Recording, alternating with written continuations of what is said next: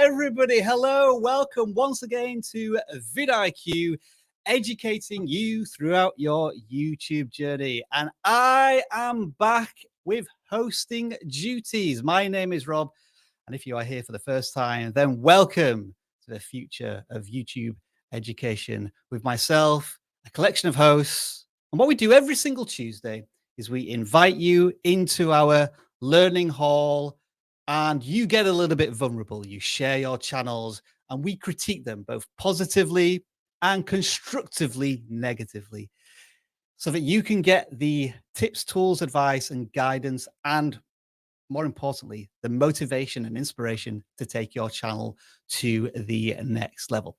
I've got to be honest, folks. This time last week, I was a bit of a mess. I was nervous. I was anxious. My cameras were failing literally minutes before we went live. But this time, I am a sea of tranquility and serenity. Nothing is going to go wrong throughout this entire live stream, and you are going to help guide us through.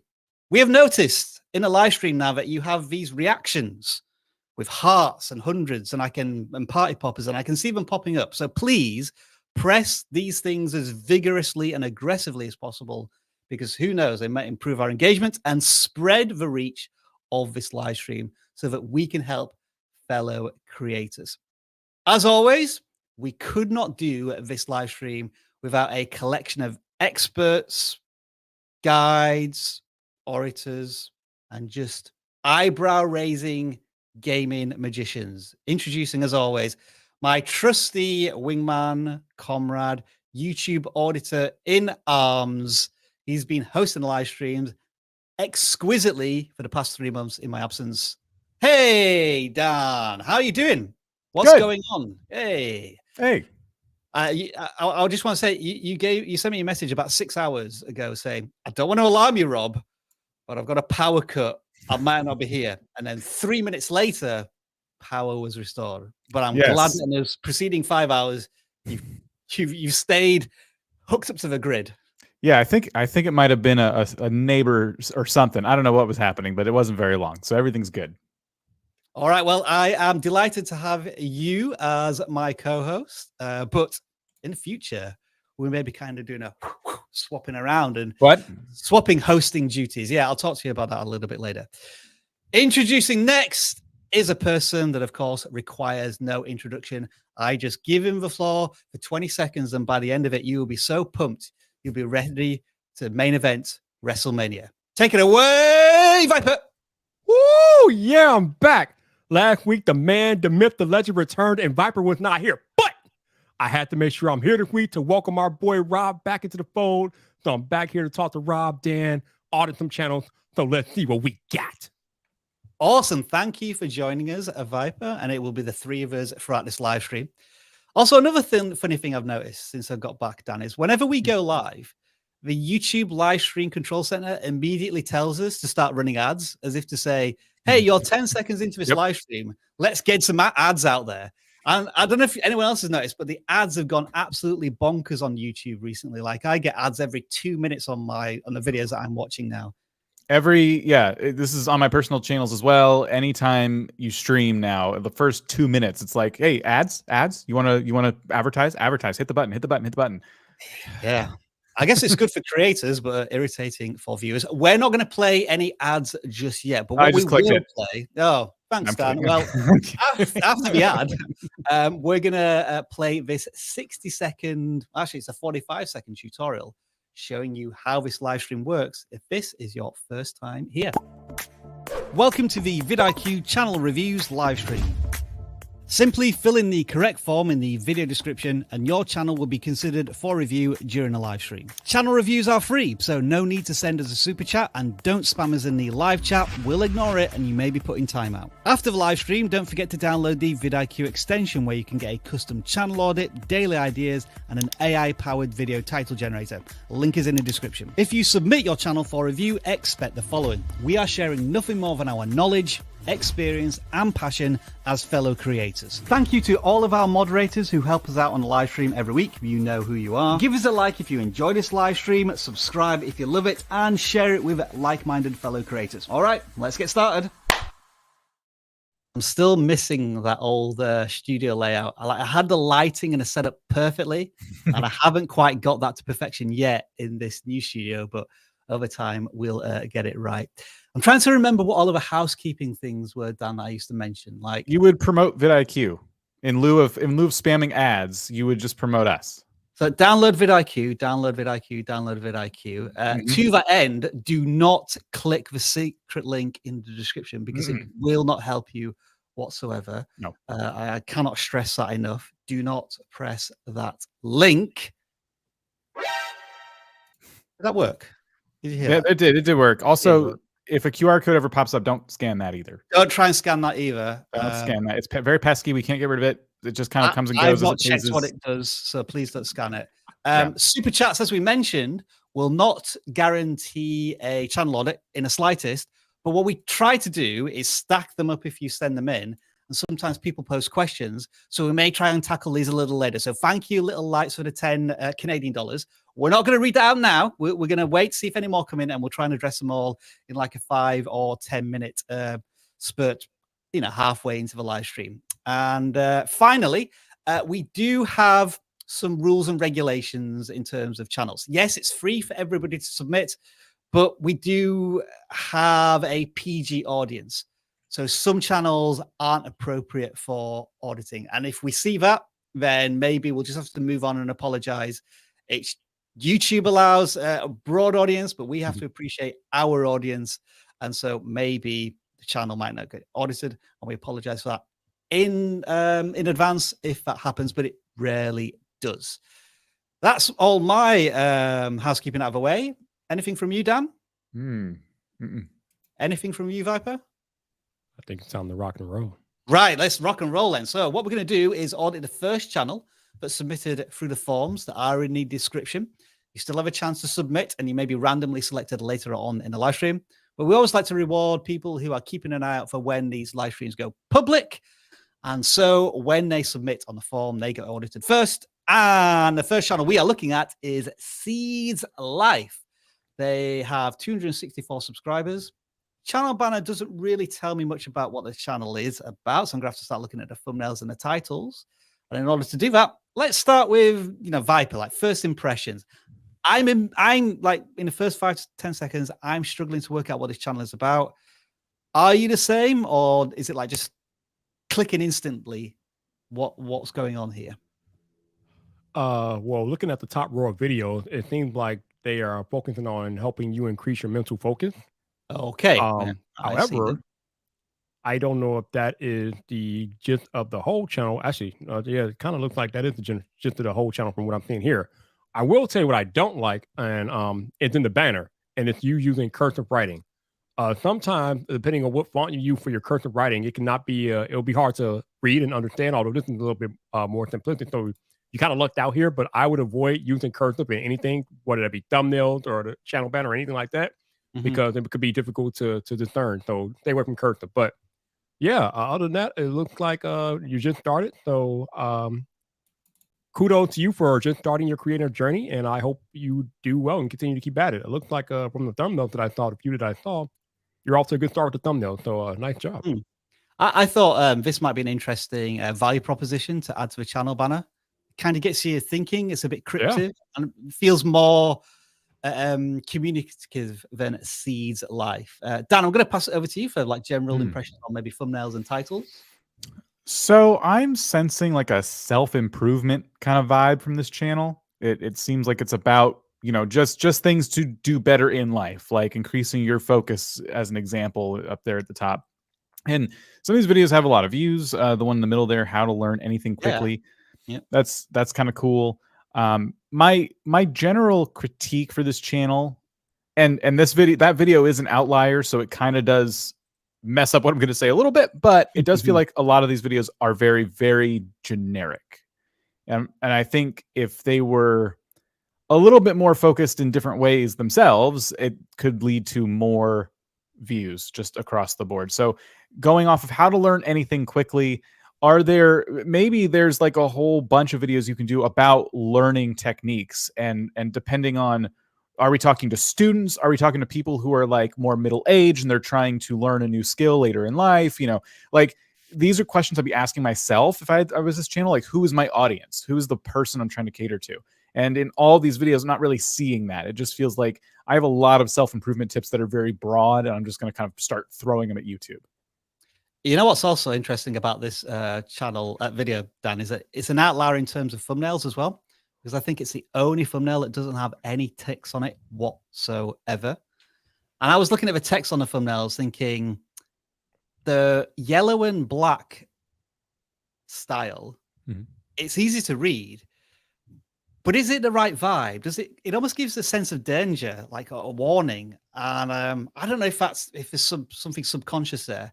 Whereas this one, the thumbnail kind of tells its own story. A person peering over a book. It is Harry Potter when you zoom in. So I think don't zoom in.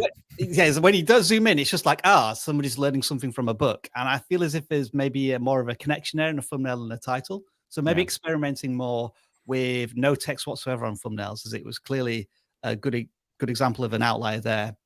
And, you know, just in general, for a channel that only has 10 videos, they've already cracked 200 subscribers. They've already got a video that has 5,000 plus views, other videos with triple-digit views.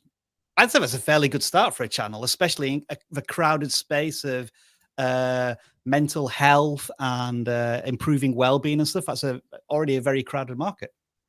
Yeah. One other thing I'll say, just as we were talking there, the Feynman technique or whatever that is, like, this is a good example. If you guys have a video that's going to go into a specialization that not a lot of people have heard of, you should always try to see if you can mask that a little bit. People should learn what that technique is in the video, but a lot of people don't know what that technique is, and therefore they're not really searching for that, right? Yeah.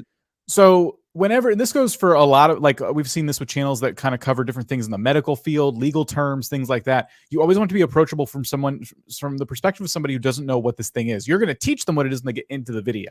So how could you pitch that video? Like, whatever that technique is, whatever problem it solves, that's how you pitch that video, title, thumbnail wise.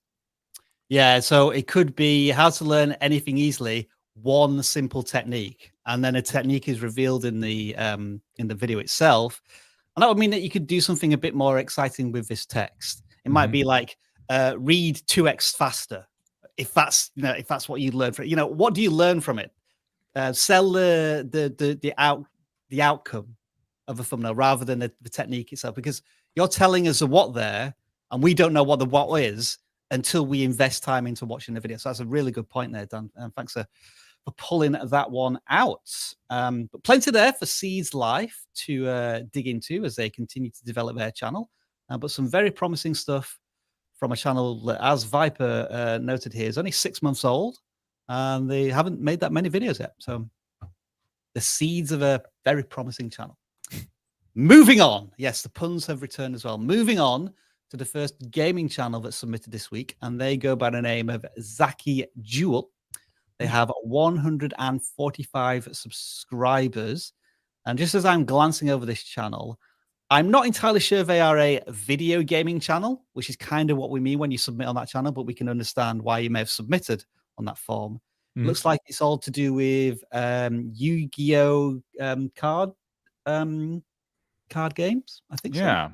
So. But as always, Dan, we'll pass it over to you, but I'm sure Viper may have something to add, talking maybe about the thumbnails and the channel banner. But first of all, Dan, what are your thoughts here?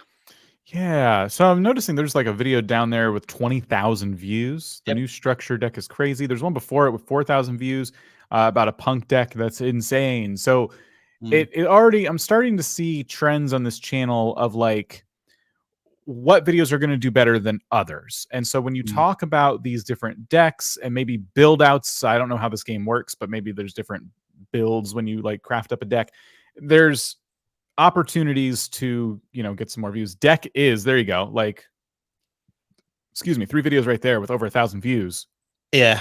When you're talking specifically about the Yu-Gi-Oh decks. You could almost like have a fill in the blanks title, like this deck is crazy, insane, fantastic, unbelievable, unbreakable, uncounterable, etc., because that is a title formula that's already working for the channel. Yeah. So when you talk about topics that are a little bit outside of that, it becomes a little bit less enthusiastic when your audience doesn't turn out as much, basically. So yeah, looking at the top videos here, easy wins with anti-meta Sky Striker. So then again, the value is clear in that title. Like, you're going to teach people how to win the game easily. So when you do these more value-driven videos, when you're reviewing decks, things like that, that does very well. When you do these other videos like Konami forgot to ban this, it kind of just feels like you're touching on a subject that not a lot of people in the audience really care about. But how can you relate that to decks and the things they would care about? I would be asking the question, why did the card get banned? Or why should it be banned? So now you're thinking of the title and thumbnail from the perspective of like, this card is overpowered. This card breaks the game. And that is a much more enticing video. And so again, we get into the video and we learn, oh, Konami should have banned this card. So, and this is coming from someone who doesn't really understand this game, but that's when it comes to YouTube titles and YouTube thumbnails, that's what I do understand. Like, how are you going to get people to click? How do you get them to care? And that's kind of what I'm noticing here. General impressions on the thumbnails here, Viper. Too busy. Looking at a first glance, it's hard for me to understand exactly what the message is you want me to understand. Now, if you are a Yu-Gi-Oh card player, then the thumbnails probably don't really, they probably come easy to you, but for a person that's not in the Yu-Gi-Oh card universe, looking at these thumbnails, I don't know what I'm looking at. So I need you to simplify it for me. Trying to see if there's a good example of how you can fit one of the cards into a thumbnail. I'm not getting any good answers here. I probably need to do a more detailed. There's someone just holding up a card like that. Yeah. That's kind of effective. I don't think you can have the card that size and then a really colorful image next to it, and retain the context. Yeah, I would say the ones that are doing pretty well, interestingly enough, the thumbnail is still busy in my opinion, but they just have like a character, a lot of flames or effects around them, and then it says like Yu-Gi-Oh, in this case Master Duel, and just that simple like logo there might be enough to like, I play that, and people might click the video based on the title. But yeah, when you add cards and then this really busy character, there's a lot going on because the card itself is really busy artwork as well. So it's just, it's easy to kind of gloss over it with your eyes as you're looking at YouTube. If I was to redo one of these thumbnails, let's say the new Punk deck is insane, I'd be trying to illustrate one reason why this deck is insane. So whether it's a certain attribute, plus 17 HP. Again, I haven't played this game either, so I could be completely off base about what I'm trying to describe. But or it has like some unbeatable counter trick in the card. Like, what is the one thing you can pull from this deck that explains why it's insane? And that creates the intrigue, the fear of missing out. Like, I can't believe that this person is saying in this thumbnail that this card is capable of doing this. I need to click in and find out why this is. Because the titles are doing a good job, but the thumbnails could probably add a little bit more. But having said that, again, a channel with just 140 subscribers, and they're already getting views in the thousands occasionally. The views are very spiky, admittedly. I guess a good question to ask maybe again to Viper is, given how many videos they've done and how many views they've got, which is, already 44,000 views, why don't they have more subscribers? That is a good question. And usually when the question is presented or I present it, it's the fact of the matter is that the content itself is probably not providing value to the viewer. If you want people to come back and subscribe to your channel, because it's one thing for them to watch the content, maybe they watch like a video or 2 or 3, but if you want them to hit the button and keep coming back, you got to give them some type of value. Like, why should they come back and watch your videos time and time again? What are you doing for the viewer? And if you ask me about this particular channel, I'm going to guess that he's not doing enough for the viewer to bring them back. And what they could also do is a call to action whereby you provide a good level of value in the video and then say, if you want more of this type of stuff, then join the Zaki Duel crew and hit the subscribe button. In the same way that I'm going to say to you right now, if you're enjoying this live stream, well, folks, you need to share that affection with us, because right now we've got 600 plus people watching and only 2/3 of you have actually hit the like button. Boo! Unacceptable. Boo! It is unacceptable. I didn't actually swear that. I just pressed this button. was just, yeah. Can you not do that? Don't do that. Is that a bit loud? Sorry, maybe just a little bit. I have one more thing to say about this channel, but not really about this channel. Just a lesson in YouTubeology.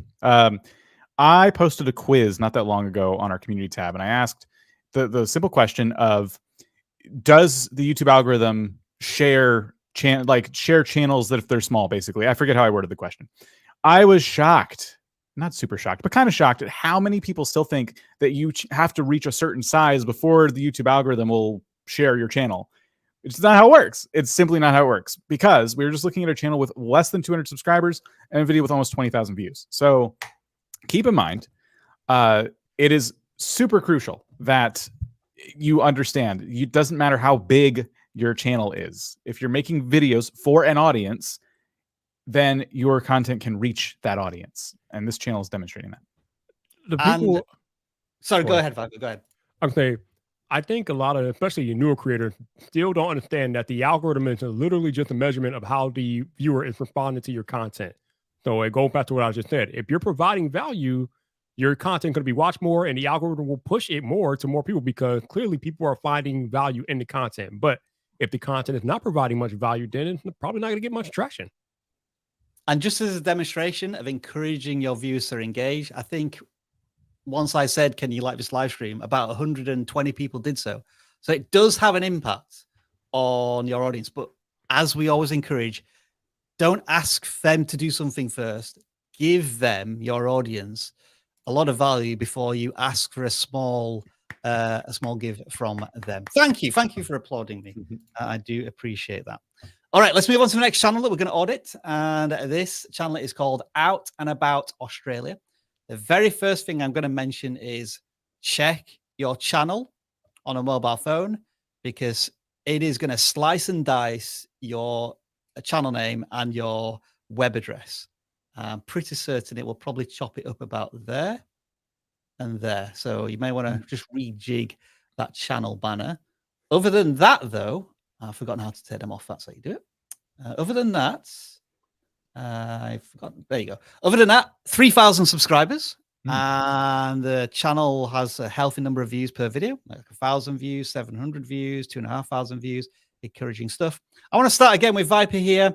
The first thing that comes into your head, Viper, about this channel that maybe needs a little bit of improvement, let us know what that is.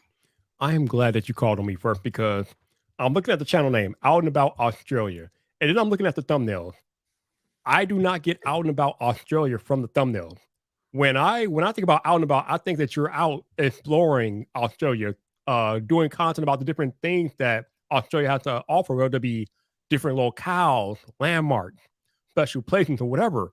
But your thumbnails are just basically you and them, like pointing at something or doing something. At least for this second row video, there's not much natural scenery to your thumbnails, and I feel like you're missing that. Like, you're missing an opportunity here to really relay that sense of nature and being out and about in Australia in your thumbnails. I'm not getting that. The other thing that I don't like about your thumbnails is that some of the text is unreadable, especially on a mobile device. I can't read it, and we're on desktop and I can't read it. So you got to do something about that small text. You got to make it bigger, because remember, as Rob just highlighted, a lot of people are watching your videos on a mobile device on screens that are 5, 6, 7 inches. So you got to think about the people that are watching on mobile when you are creating your thumbnails. If you don't create for them, then they're not going to give you the time of day. What do you think, Dan? So going to the jumping on the thumbnail point there, I was noticing with this channel, like the text is, while I like the effects they put on it, like putting solid backgrounds behind text like that does make them easy to read. It's that they're too small still.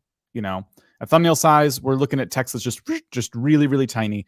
But I do like what they've put. So in the latest video, it says this spot only cost us $20. That's like they have like pieces of this correct. So that's really cheap.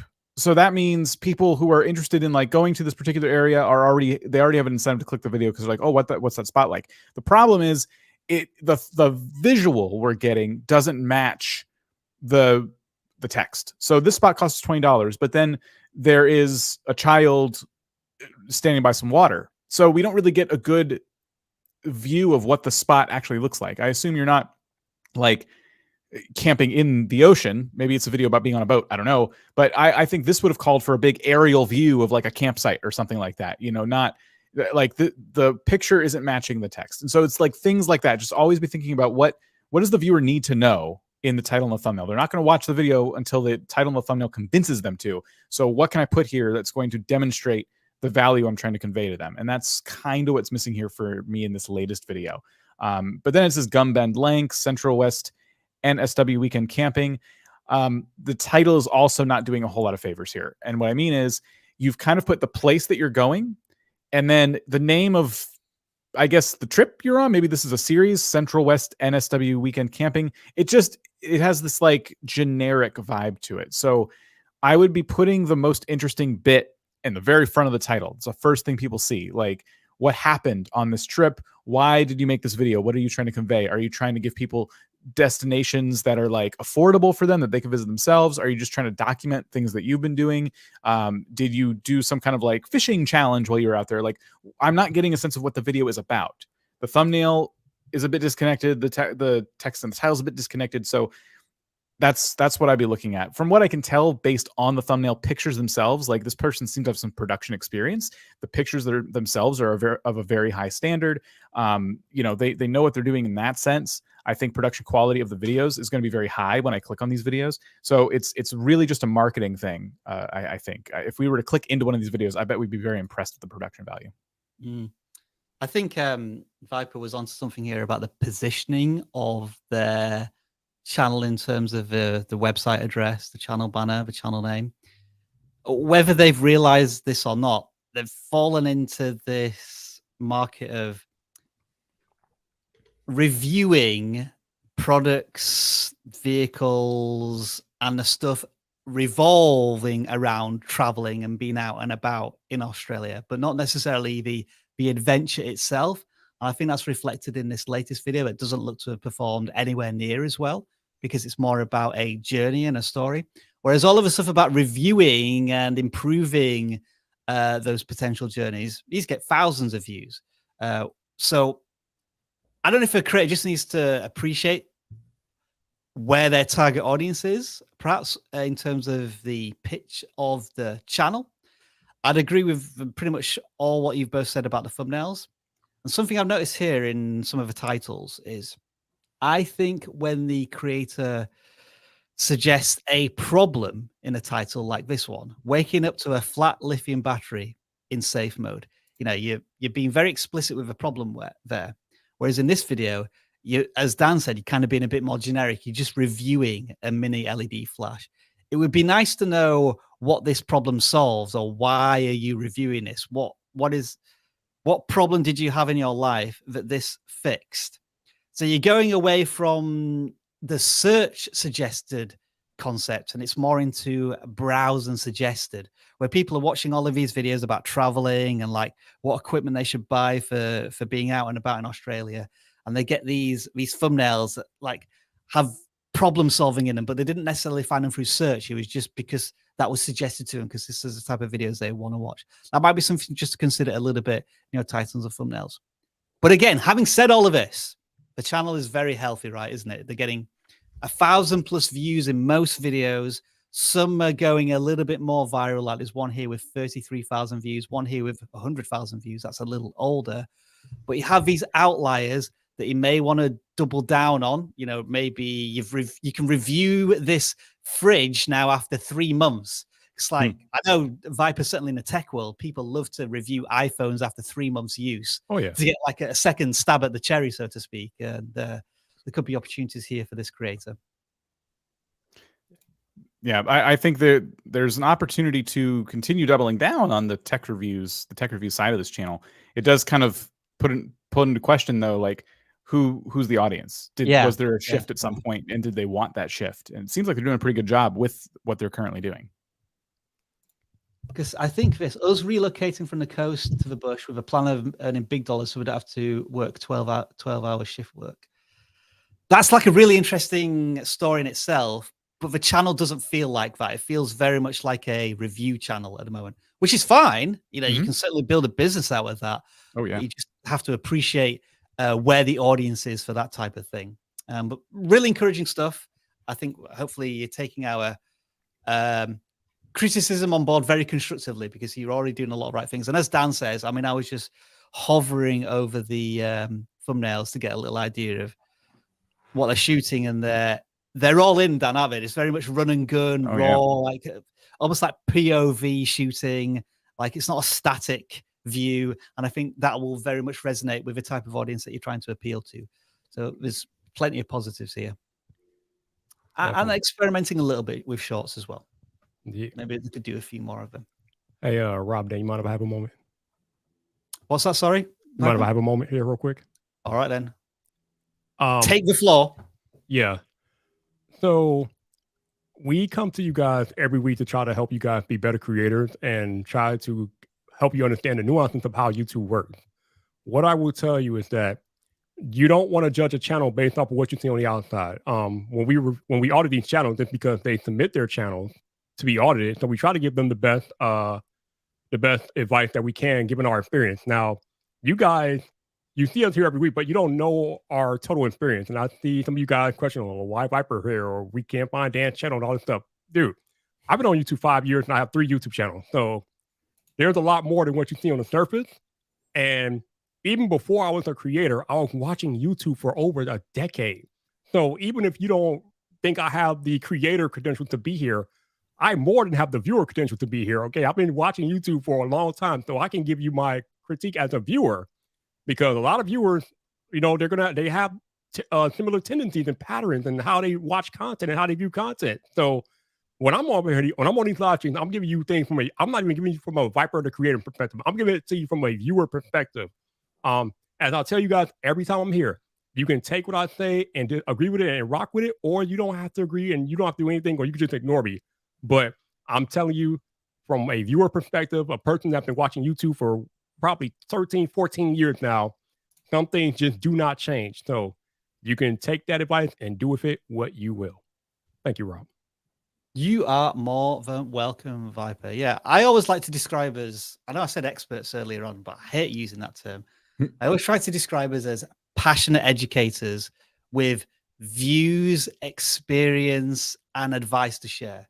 And we think it works generally for most creators, but everything is so nuanced that there are many different roads to success. And we're just hoping that you take our advice and either try it, or it doesn't work, or you take advice from all of you other educators out there.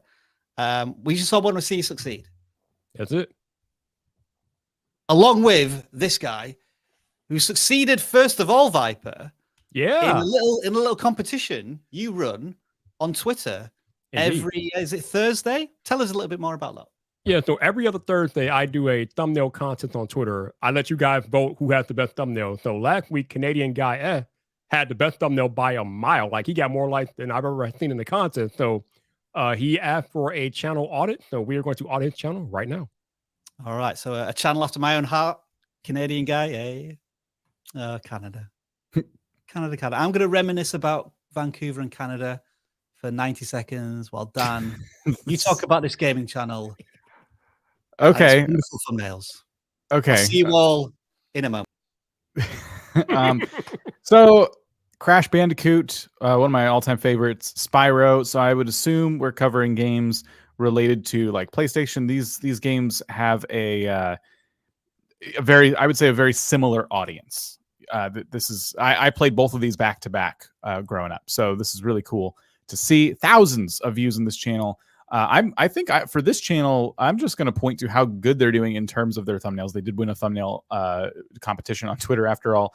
That when they use text, very easy to read, nice, big, and bold. When they use characters, 1, 2, maybe max. Backgrounds are pretty simple, and so everything's nice and clean, easy to read. And then, look at the titles. Crash Team Rumble single player. Here's the evidence. Spyro 4, uncovering new evidence that could lead to a 2024 release. 5 things Crash Team Rumble needs. Like, so many good titles, good thumbnails. The value in these videos is clear. I don't care if you play Crash Bandicoot. I don't care if you play Spyro. I don't care if you don't play these games. I don't care if you own a PlayStation or not. you come to this channel, you know what this creator is doing. So the channel focus is here. I'm hoping gaming channels right now are taking notes, because this is exactly when we find a gaming channel and they're asking like, why aren't I growing? I'm always saying the things that this channel is actually doing right now. You should all check this channel out. Only subscribe if you want to watch their content. No one likes a subscriber that's not going to actually stick around. But go in there and study what they're doing. If you're a gaming channel and you're like, how do they do it? This is how they do it. The only thing I would say, Dan, is that I would caution the creator to maybe figure out a way if they can shorten their titles a little bit, because we know when your titles are too long on YouTube, they get truncated in the search results. So, but other than that, they're doing amazing. Yeah, and that's true. But even when they are, they did the smart thing and they put the most valuable bit at the front. Yeah. So sometimes your title ends up a bit long. As long as you did the work and the front part makes sense to somebody, sometimes they don't need to see the rest. Did you notice how I would just scroll down continuously then? And we got to, I think, 2 or 3 years ago. And they've been at this and they've been committed to these collection of games for a very, very long time, which means a couple of things. They are probably one of the most knowledgeable people about these games on the planet, which means that they can provide content that nobody else can. And they are truly committed to their niche and their audience. And I didn't think there was enough videos on these games. I didn't either. Yeah. These games, like they go through these phases where they just die and disappear, and this person still stayed active this whole time. The other thing too is a lot of gaming channels like, I don't want to play one game. Well, guess what? Canadian Guy A doesn't play one game. They play 2 games at least. And they've chosen games that have a similar audience. That Venn diagram crosses very close together. So that is also the key here. You want to play a lot of games on your channel. I get it. I love games, all kinds of games. But I know the audience I'm trying to cater to on any given channel might not like all the things that I like at the same time. They complement very well, Dan, which does lead to a question. Are they at a ceiling given the games, Crash Bandicoot, Spyro? They are, to give a wrestling term here, they are mid-card platformers. They're never going to be the main eventers. So I'm wondering, like, how do they break through the ceiling? And my thought is, this could be quite risky, but I think you've got the audience to test it and see if it works, is maybe compare or do some crazy title like Crash Bandicoot is better than Super Mario. Here's why. So like you're keeping your audience there, but you're also just trying to jump into Nintendo's platform or area, or maybe something on the Xbox, just as a little test and make it a bit opinionated, a bit controversial, but still keeping to your roots of the games that you love to play. Because I've played Crash Bandicoot and I've played Spyro. I played, can anyone remember Ape Escape on the PlayStation? Yeah, that was like a good like crossover game as well. It probably hasn't had a remake. But yeah, just how could you maybe touch a new audience with a bit of a crossover piece of content? Maybe that's the possible solution. Yeah. And then whenever a new game comes out too, that's obviously going to help give them a nice injection of new viewers to their channel, because a lot of people are going to pick up the game for the first time. They're going to be looking for tips and tricks. So always be sure you're covering those latest, greatest updates. Like if there's a game on the horizon, start speculating immediately, start getting videos out there, take any screenshot they post, any trailer, and pick it apart frame by frame, like just relentlessly, because people are going to be excited about that coming up. I'm seeing some Pokemon Scarlet and Violet. So it looks like, is that Twitch? Can you read more? Are they going live somewhere else? Okay, is that their channel? They have a live stream tab. Should we go over there? We are now live. Oh, interesting. So they are playing other games on their live streams, and that's not impacting the long form side of their channel. Still a gaming channel, but we got Fall Guys, we got Jack and Daxter. That's also very similar to Crash. So interesting. Another example of how you can perhaps play multiple games on your channel, because I like to think of shorts, videos, and live as 3 different channels.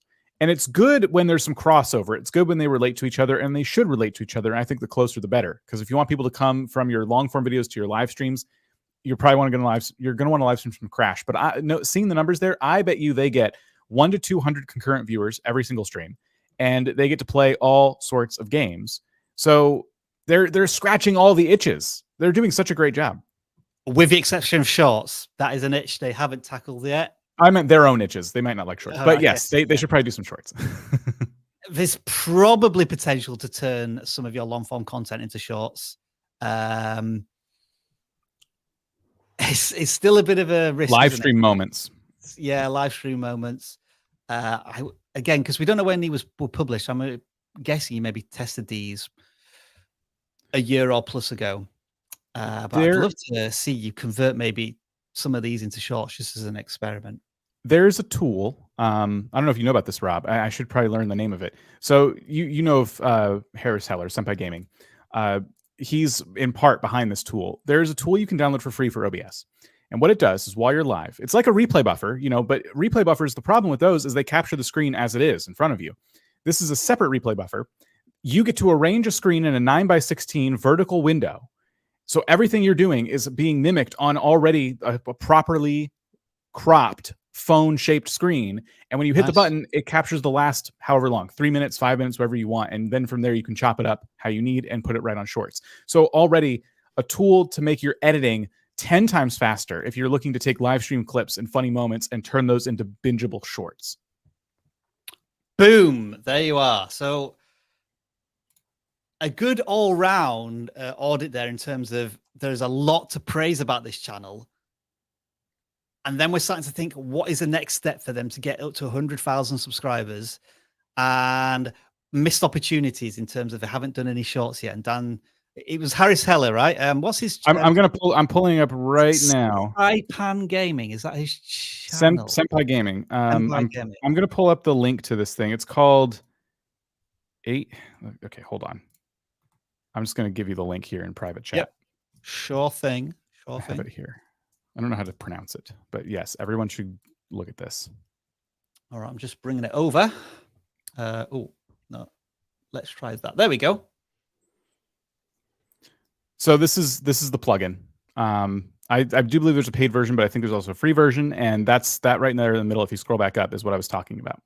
So see there's a vertical screen. Yeah.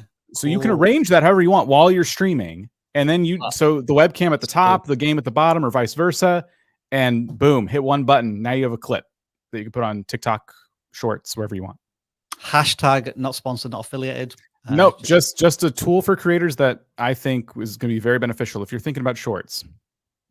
There you go. All right, then. I think it's time to tackle some of these super chats which you've been sending in. We really do appreciate them. As I say, it doesn't guarantee a super chat, but we want to shout you out for your financial donations and contributions. We'll take this first one, which we saw at the very top of the live stream. Lil Lights, how to make YouTube videos look professional with limits on money and quality products. How do I get shorts thumbnails working? When vidIQ plugin doesn't let me change it. Can only make shorts on phone. How on desktop? Blimey, there's a lot of questions there. How do we tackle all of them? Jeez. So as I understand it, YouTube are just messing around with thumbnails on shorts. They've brought them in, they've taken them back. Android. I would say let's not really worry about that at the moment, because if it's not available to all creators, YouTube will probably be investing not that much time in terms of discovery. I think this is almost like a creator's revolt. People have been demanding thumbnails on shorts. YouTube's going to give it to some people without really knowing what they're going to do with it. I'll throw the professional with limits. How to make your videos look professional with limits on money to Viper. What do you think on that one? I mean, there are probably countless tutorials out there on YouTube about how to have a nice looking setup for cheap. When I first started out 5 years ago, I was using umbrella lights. I think I got an umbrella light set for like $50. So you don't have to break the bank for this stuff. And then you can get like a starter microphone, like a Blue Yeti, for like $50 to $100 these days. So you just got to go out there and do your research and figure out what's in your budget, do your research, and then figure out what you can afford and go out there and make it happen. And watch Mr. Beast's first 300 videos, because he didn't have any money and his videos look terrible, and the rest is history. And then in terms of it can only make shorts on phone, how on desktop? Well, the simple answer is if you upload a video on desktop YouTube, as long as it's in a vertical format and under 60 seconds, it will automatically be treated as a short. So it doesn't matter where you upload it. It's just meeting the requirements of the short itself.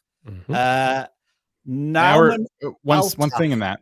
Sorry, our tool doesn't do the thing they thought it did. Which was what? Sorry. They were saying the vidIQ plugin wouldn't let them change the thumbnail. That's not something we could have it do anyway, just so you know. That wasn't that's not a feature. We wish it was. That'd be great. I think this next super chat is for me. Dynamic says, you are the Mr. White of YouTube algorithm. We've already done this joke. I think before I went on my break, I did have a Walter White joke in there somewhere. Go back and watch all of my videos to find out which one it was. Mr. Hero Breen, 15, $10. Will you remember me when you are famous vidIQ? I'm not sure if he's asking, will I remember Mr. Hero Breen 15 when I'm famous or when he's famous? Because the pronouns are a little mixed up for me. I'm already famous, but I've already forgotten who you are. Yahoo, $5 there. I use vidIQ Boost on a Chrome extension. It will help you learn and grow with proper SEO research and keyword management. That is correct, but we would thoroughly encourage you to use our AI tools, daily ideas, title generator, and just a bit of a tease here. Something for thumbnails might be coming very, very soon. Stay tuned for that. Life with Vinny, $2. Life with Vinny, a further $2. Dad Joke Nation. I've fulfilled pipeline for March with daily shorts. I don't understand what that means. Does that mean he's met the requirements? No, I think he, if I'm understanding it correctly, probably saying that he had fulfilled his whatever his goal is for doing content for March. I think that's what he's saying. Should I keep going or switch to twice per day? Bonus request, tell me your favorite dad joke. What did the fish say when it ran into a wall? Damn. Oh my goodness. Oh man. I would say if you have the time and the patience to create more shorts, yeah, why not? Why not increase your output?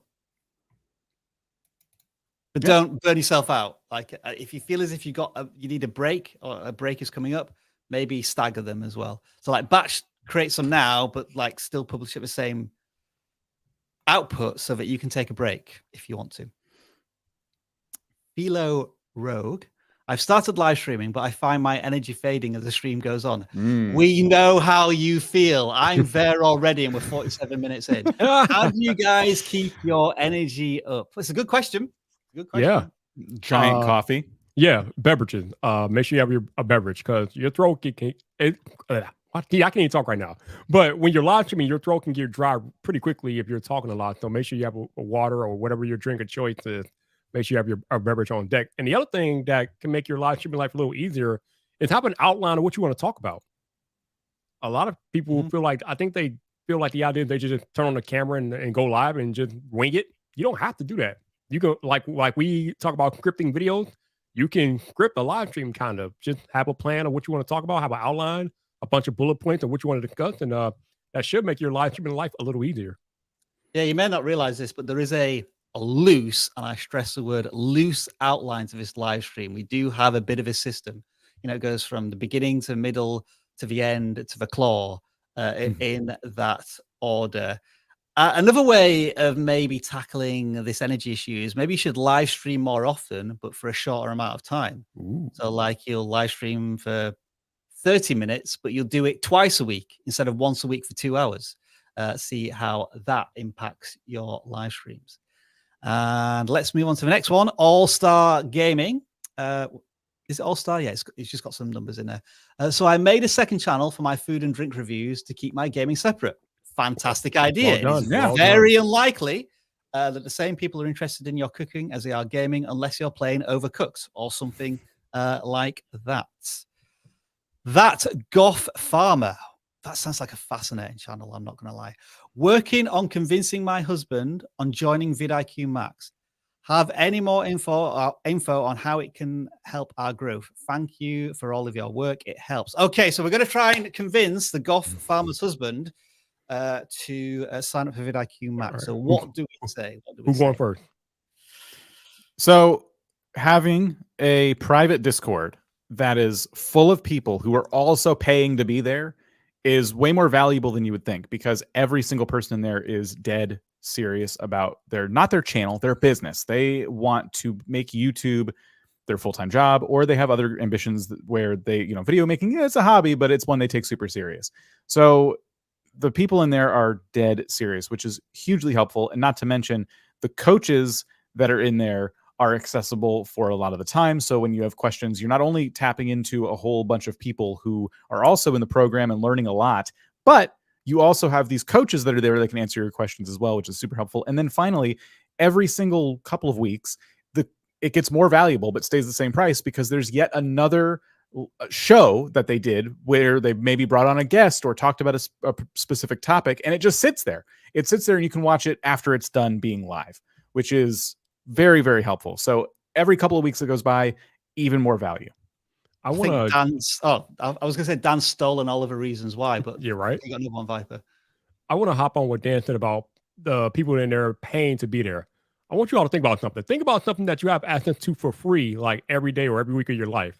And then think about something that you pay for every day or every week of your life. Which one do you hold more valuable? Which one do you find more valuable? Chances are you probably find the thing that you pay for more valuable than the thing that you have access to for free. And think about what Dan just said. You have a whole group of people who are willingly paying to be in that Discord server because they're serious about growing their channels. So you know that the fact that they're paying for it and they find value in it because they continue to pay for it, they're serious. So you can be surrounded by those type of individuals that are there because they want to be there. They're paying and they are willing to help you with their knowledge. It's deep, y'all. It's deep. I will add two more things. First of all, generally speaking, when you pay for something, then more time and effort and advice is dedicated to you, just like we're spending more time to these super chats because they've spent a little bit of money and we're very appreciative of it. I know there's people screaming for us to go back to the channel audits, but hey, these people have parted with some of their hard-earned cash. We're going to dedicate some time to them. And also, I went to the effort of making this. Oh. Come on, rotating 3D vidIQ Max Cube. What more convincing do you need? Thank you, Dan. Thank you. Have we got any more super chats at the moment? We'll take one more, and then we do have some more, but we'll tackle them later on. Koifish Gaming. Hey, Koifish, how you doing? As a long-time live stream viewer, I just want to say thank you for the past 3 years of advice. Also, in particular, Viper, you rock. Well, shout out to you, Koifish, man. Appreciate you being here. I always see you on these live streams, man. So thank you for being here.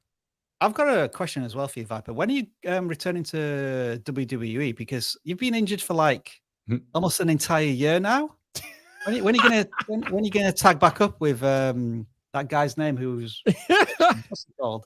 It's funny. So I don't really watch WWE like that no more, but I know who you're talking about. You're talking about what the hell's his name? Oh, Riddle. You're talking about Riddle. Yeah.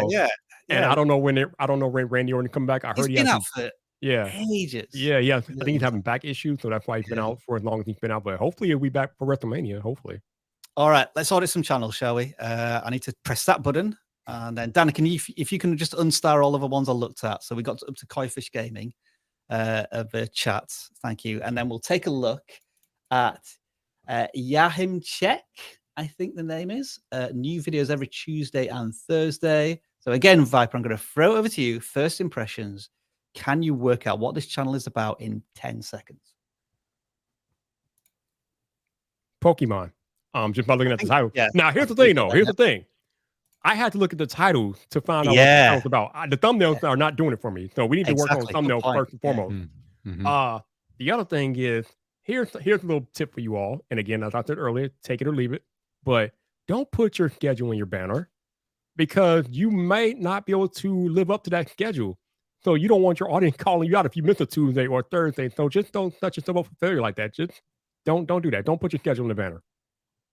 I think unless you're a podcasting channel with like 2 million subscribers and you like people to attend it when it's live, people probably overthink the posting schedule. Like we have a posting schedule, but we never tell anybody what it is because we just know people are going to turn up. Thanks to YouTube's discovery engine, it will show you when we have a new video live. But I love your point there, Viper, about this is a Pokemon channel, but with these what look to be generic YouTube face expressions. this is just a hunch, but I don't know if these people are actually in these videos. They look like I- they look like they're from Photoshop stock. I had to watch one to make sure it was not an AI channel. It is not. I think it's just a faceless channel, and they use just different stock people that are going to get all excited. I would definitely be selling one particular card, probably the rarest one. Like if you're saying, is this Poke Collect mystery box worth it? Maybe you want to show the rarest card in that, or the least rarest card, to start to pull an opinion or a thought from the viewer, which intrigues them enough to click. So you were spot on there, Viper. Like, and I worked out it was about Pokemon, but I should have worked out it was about Pokemon 10 seconds quicker than I did. Yeah. Dan, what do you think? So anytime I see like a Pokemon card collecting channel, I get kind of excited. I'm like, oh, okay, that's tough space to break into. How are they doing? And I can tell that the dedication, the production value of the content itself, the audio is good, the video is good. Is a faceless channel, but it's like, just hands on doing the cards, things like that. They tend to get right to the point, which is cool. But yeah, thumbnails were the biggest issue. I think they changed their thumbnail strategy. That's going to help a lot. And then also I noticed a huge missed opportunity. Just, I believe yesterday or the day before, there was an announcement video from the Pokemon Company, and they were just talking about all kinds of things, including the new I don't want to say the new, but an update to the Pokemon trading card game. I don't want to spoil anything for people who like save those for later, but the Pokemon trading card game made an appearance, a substantial one, in that video. So I think if they haven't covered it, or if they're not making a video on it right now, like you're already kind of behind the curve there. I think you should have had a reaction to that immediately. And this is why it's so important. And this channel is focused, but this is why it's 44 minutes ago. I think is that it? Nope. That is different. That is not the thing I was thinking of. So there's something we talk about a lot, and that's like following trends. And one thing people struggle with is like, well, how do I find trends? Well, it's all about knowing the space that you're covering. So if you are a big fan of the thing you're covering on your channel, it makes it really easy because you're probably following whoever you need to follow to get that like bunch of updates. I am in a Nintendo related Discord, and I got the ping that there was going to be a video about this Pokemon thing. That's how I know about it. So I turned on alerts for things that I care about, and boom, like I learned about it. I watched it. I was all excited about some of the things and less excited about some of the other things. And that's if I was making videos about that topic, I'd be like, okay, time to sit down and, cover this topic. And so that is hugely important. And it's very surprising to me that that video is already out there. People are probably already giving their opinions on it, and you're missing the boat. So I'm not saying, maybe the strategy is to avoid stuff like that. Maybe they cover the more niche aspects of the game. I don't know. But as a growth strategy, we just want you to be on top of trends as much as possible. And right now, the Pokemon trading card community is probably really, really stoked, or they have some opinion about the thing that was announced yesterday or the day before, whenever it was. Now, if this creator wants to continue making these thumbnails with random shocked person in thumbnail, I'm giving you permission to take my face. Oh no! Any one of these and stick, like, you could take this one and put it against one of the thumbnails. I will allow that, just because I think it would be absolutely hilarious. That would be hilarious. Let's move on to the next channel, which is Noah Stump. And I think, Viper, you chose this channel. They are a shorts creator in a race to 1,000 subscribers. And yeah, as we can see from the tabs, they are shorts and maybe no live, so exclusively shorts content. So I didn't really have a chance to look at the channel much before I handed it over to you, but the first thing I can say is you say in your banner that you are in a race to 1,000 subscribers. And my question to you, Noah, is what does that do for your viewer? What does that mean to them? Not much of anything. So I would challenge you to consider changing the content of your banner, because you're not providing any value proposition to a viewer whatsoever. Why should they care that you're on a race to 1,000 subscribers? What does that do for them? Like, there's nothing in there for the viewer. And if you want to grow it, if you want to get to that 1,000 subscribers, you better start thinking about the viewer more than about yourself if you want to get there. So it's kind of hard to give you a critique without actually watching any of these shorts, though. Yeah, it's difficult to say. We can't really critique the thumbnails. It's not fair to do that. We can kind of get an idea of what the content is from the titles. So it feels like this creator is maybe a bit of a entertainment skit channel. I'm kind of getting that vibe a little bit, and challenges. So general and variety and entertainment. Now we can see, again, we don't have the dates on these, but there are some shorts that just aren't doing anything, like 10, 12 views, and then others that do get a little bit of traction. So I will be definitely trying to categorize what they are, whether it's music, or whether it's a joke challenge, and doing a little bit more of that. And just the thing I noticed up here, you're going to drop a rap song at 1,000 subscribers.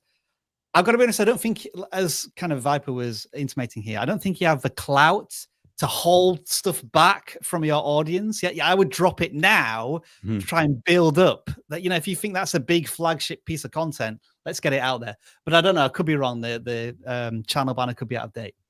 Dan, what are your thoughts?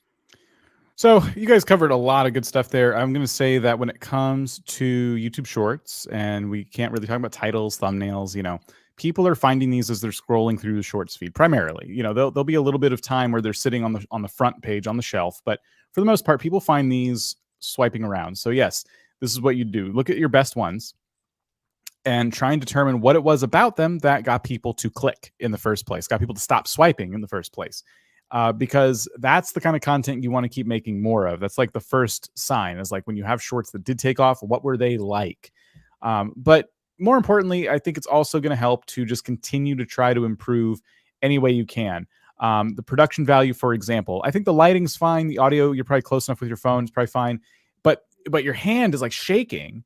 And I mean, I've seen a lot of TikToks and stuff. People find all sorts of ways to keep, their phone steady. You mean like on a tripod, like that? On a tripod, or maybe yeah. you take a deep breath before you record. Maybe you have image stability turned on. I don't know, but you can. It feels like you're really focusing on holding that phone a certain way and not trying to look at it to make sure it's still getting you in frame. And so it's just practice. It just comes down to practice. And I think this creator, if they keep at it, will definitely continue to grow. I think they're at a really good point with videos with thousands of views. You have over 500 subscribers. And I agree also with the 1,000 subscriber banner. Like, let's focus more on like what you're going to be doing on YouTube. Because right now we can sense that you're doing like comedy videos and things like that, but we don't really know without watching probably a number of these what kind of creator you are. And I'm hoping that you at least have an idea of who your audience is. What is it that they like? What makes them laugh? What makes them tick? Because that's going to help dictate your content. That's what's going to be what gets you to 1,000+ subscribers, like understanding your audience, not necessarily the fact that you just want 1,000 subscribers. I am going to start a poll here because I want to ask something. Just any more thoughts, Viper or Dan, while I'm just asking this question in the chat. So for you newer creators out here who are just starting out on YouTube, it's like I saw a comment earlier in the chat that Viper says a lot of the same things. And I think we all say a lot of the same things on these live streams because a lot of you all made similar mistakes. In fact, vidIQ just did a video recently about this mistake that we see the same across like a lot of channels that are just starting out. But here's the thing. For you newer creators who are just starting out on this platform, I said it over and over again, and I'll tell you again. If you want to grow on YouTube, you have to give value. There's no way around it. People have to have a reason to want to come back to your channel time and time again. There's a reason why I keep repeating this and sound like a broken record. Again, I've been doing this for 5 years as a creator. I understand what people want when they want to come back to my channel. This is what it is. If you don't provide anything for a viewer, just ask yourself, does it make sense for somebody to come back to your channel if you're not giving them anything? You got to provide something. It's not because you're good looking or you're cute. No. Well, not for most of us anyway, but still, y'all know what I'm saying. Speak for yourself. Provide some value, man. Like, you got to give the viewer something that they can hold on to, that they can understand, that they can relate to. Are you entertaining them? Are you teaching them? Are you providing comfort? What are you doing for the viewer? I think you interviewed what's the editor's name? Hilly Smith, right? Yes. And I think he sums it up very, very succinctly in that the goal of a video should be to change the way somebody feels about themselves, change how they're feeling or thinking. Yep. Whether they become more enlightened, whether they're happier or sadder, you know, depending on the type of video, or they're entertained, or they're in a better mood. It's that concept of making somebody feel something for a video, and that is very hard to do. Mhm. And it's done mostly through storytelling, and that Yep. is an art in itself. I asked the question in the chat because I think this is going to become an increasingly interesting topic over the next 12 months. Do you think TikTok will exist in 12 months' time? And the reason I asked that is because I saw it in the about section here, you have a TikTok type blueprint.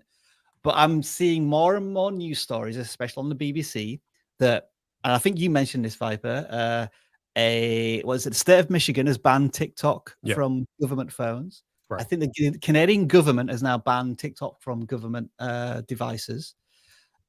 The smackdown is happening in one sense, and once governments get involved, you know, YouTube is trying to deal with these bills from certain states and governments about how it's going to change the content that's seen by viewers. But in terms of TikTok, governments just seem to be, you know, a guillotine is coming down on them. So, you know, what do you think, Dan? What do you think, Viper? Very quickly before we move on to the next channel. It'll be here.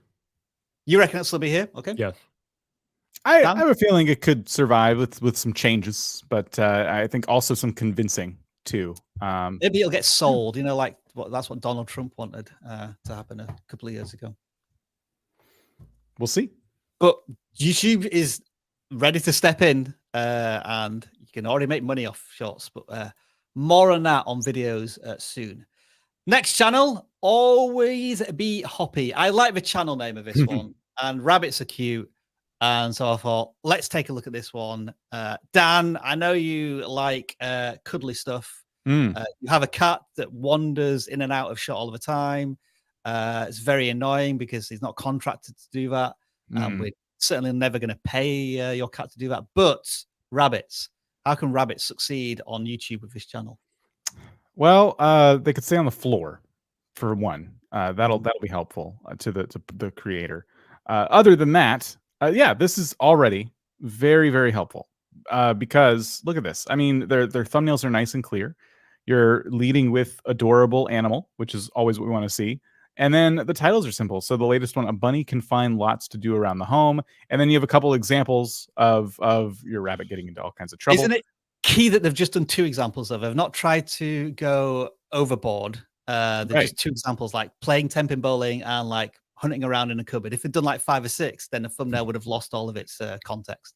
Yeah, no collage thumbnails. The closest thing I have to that is a video over there: rabbit scratching, rolling a toy, and munching ASMR. So like they decided to put all those things like in the thumbnail. Didn't necessarily need to do that, but it's still not bad. Like it still looks good. You can still look at each individual shot and see what's going on. So that's very important. So yeah, I think thumbnails are good. I think titles are simple. What that could also be a criticism though, because titles in some cases are so simple that they kind of describe exactly what's in the video. And you can tell from these videos, they're very, very short. So as a viewer, I'm kind of like, oh, so I kind of know what I'm getting here. There's not going to be a lot of surprises in this video. It might not tell like the most complete story. So maybe I just, I admire the adorable thumbnail and I keep scrolling. I don't know.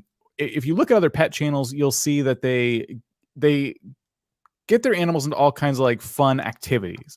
They will go out and they'll like buy out a PetSmart in some cases and just like dump all these toys in front of their animals and like, I bought out a PetSmart, you know, for my cat Bob. And there's all kinds of like different things that they're trying to do to level up the content. It's not just about the rabbit. It's the thing that you're doing with your rabbit. And the channels that succeed the most here are the ones that are like wholesome and safe and fun and are, you know, doing what you're doing, which is just like leading with the animal first. It's just all adorableness all the time. So yeah, I mean, with over 1,000 subscribers, certain videos have kind of taken off, you know, like that one down there, a day in the life of a pet bunny, you know, great job. Like there's probably a lot of data here for them to kind of like look at and see, well, how can I double down? It certainly looks as if every video is trying to tell a story. And I just think that each story needs to have a little more intrigue and excitement. I mean, going to the first one again, how can you create, I don't want to use the word jeopardy because that seems to suggest that the rabbit might be in peril, but like stakes or like, something that gets the viewer intrigued as to find, like a bit of a tease of a story. Because this, as you say, Dan, maybe it's a bit too functional, a bit too descriptive. How can you make it a little more cryptic in that? Just a little. You don't want to be too vague. Exactly. Yeah. Viper, any additions from you? Can you click on the short tab real quick? Yeah, I can do it. Yeah, it's definitely an area they want to investigate, isn't it? Cute bunny. Yeah.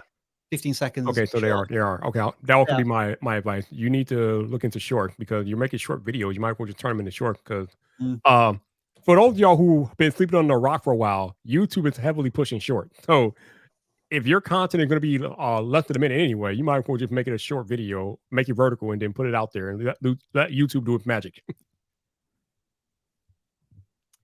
Also, they've been going for 7 months and cracked 1,000 subscribers, 250,000 views.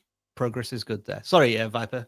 I would say also for our long form creators out there who are hesitant about shorts on YouTube, the time for being hesitant is over with. I was anti-shorts on YouTube for a year. And then I finally saw what YouTube was doing with shorts and how they're integrating them into the rest of the content on the platform. If you are, especially if you're a smaller creator and you want to grow your channel and you just only do long form video, you need to be looking into shorts. If you want to accelerate your growth. We always talk about tips and tricks and growing faster. Today, right now, in 2023, if you want to grow a YouTube channel as fast as humanly possible, look into doing YouTube shorts. I started talking about shorts in August of 2019 before the era even had a name, and I'm still anti-shorts because I'm terrible at them. That's the only reason. I still haven't figured out how to make a funny short.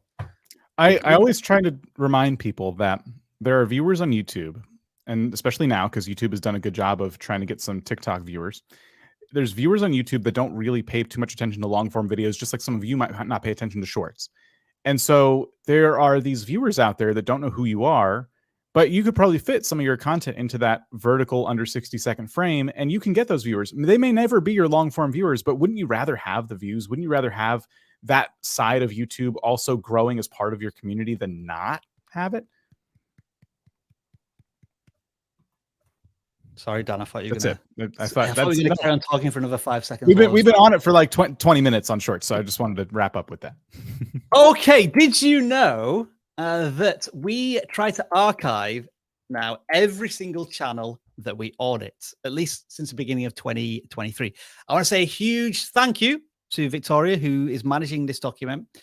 So if you are a gaming channel or a non-gaming channel, or you're a Star Wars channel, you're a channel about YouTube trends, lifestyle, piano covers, fan of spreadsheets, and a fan of spreadsheets, then maybe, there should be a spreadsheet channel. Somebody make that quickly. I can see that there's plenty of people already visiting this page.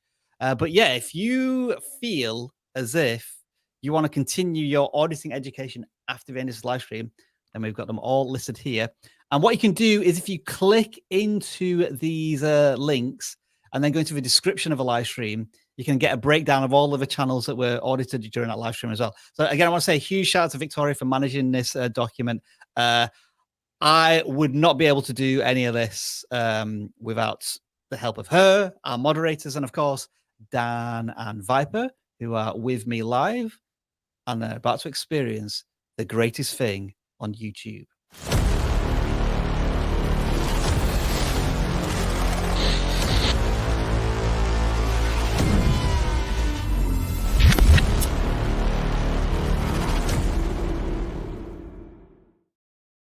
Yes, it is a claw. I have missed the claw. What happens over the duration of the live stream that is remaining is that this device will go into our ball pit and pick out a random number from the 2 forms that you have been filling out since the live stream went public yesterday. We currently have 482 non-gaming channels and 425 gaming channels. That is a total of around about 900 channels that have already submitted. We just need to make sure that everybody is included in these random selections. So let's just bump it up to 500 and we'll just get in there. We'll pick out a number, see what we get. 437. I think we'll start with a gaming channel. So I will put in 426 because that is the last number in the gaming channels. We pick up the link. I'm getting distracted because the channel name is No ID Gaming. And I'm curious to know if that is actually their name. So let's find out. It is literally No ID Gaming. All right, then. They have 300 subscribers. I'm getting some 8-bit vibes from the channel banner, but then I'm getting a lot of Madden 23 vibes from the thumbnails.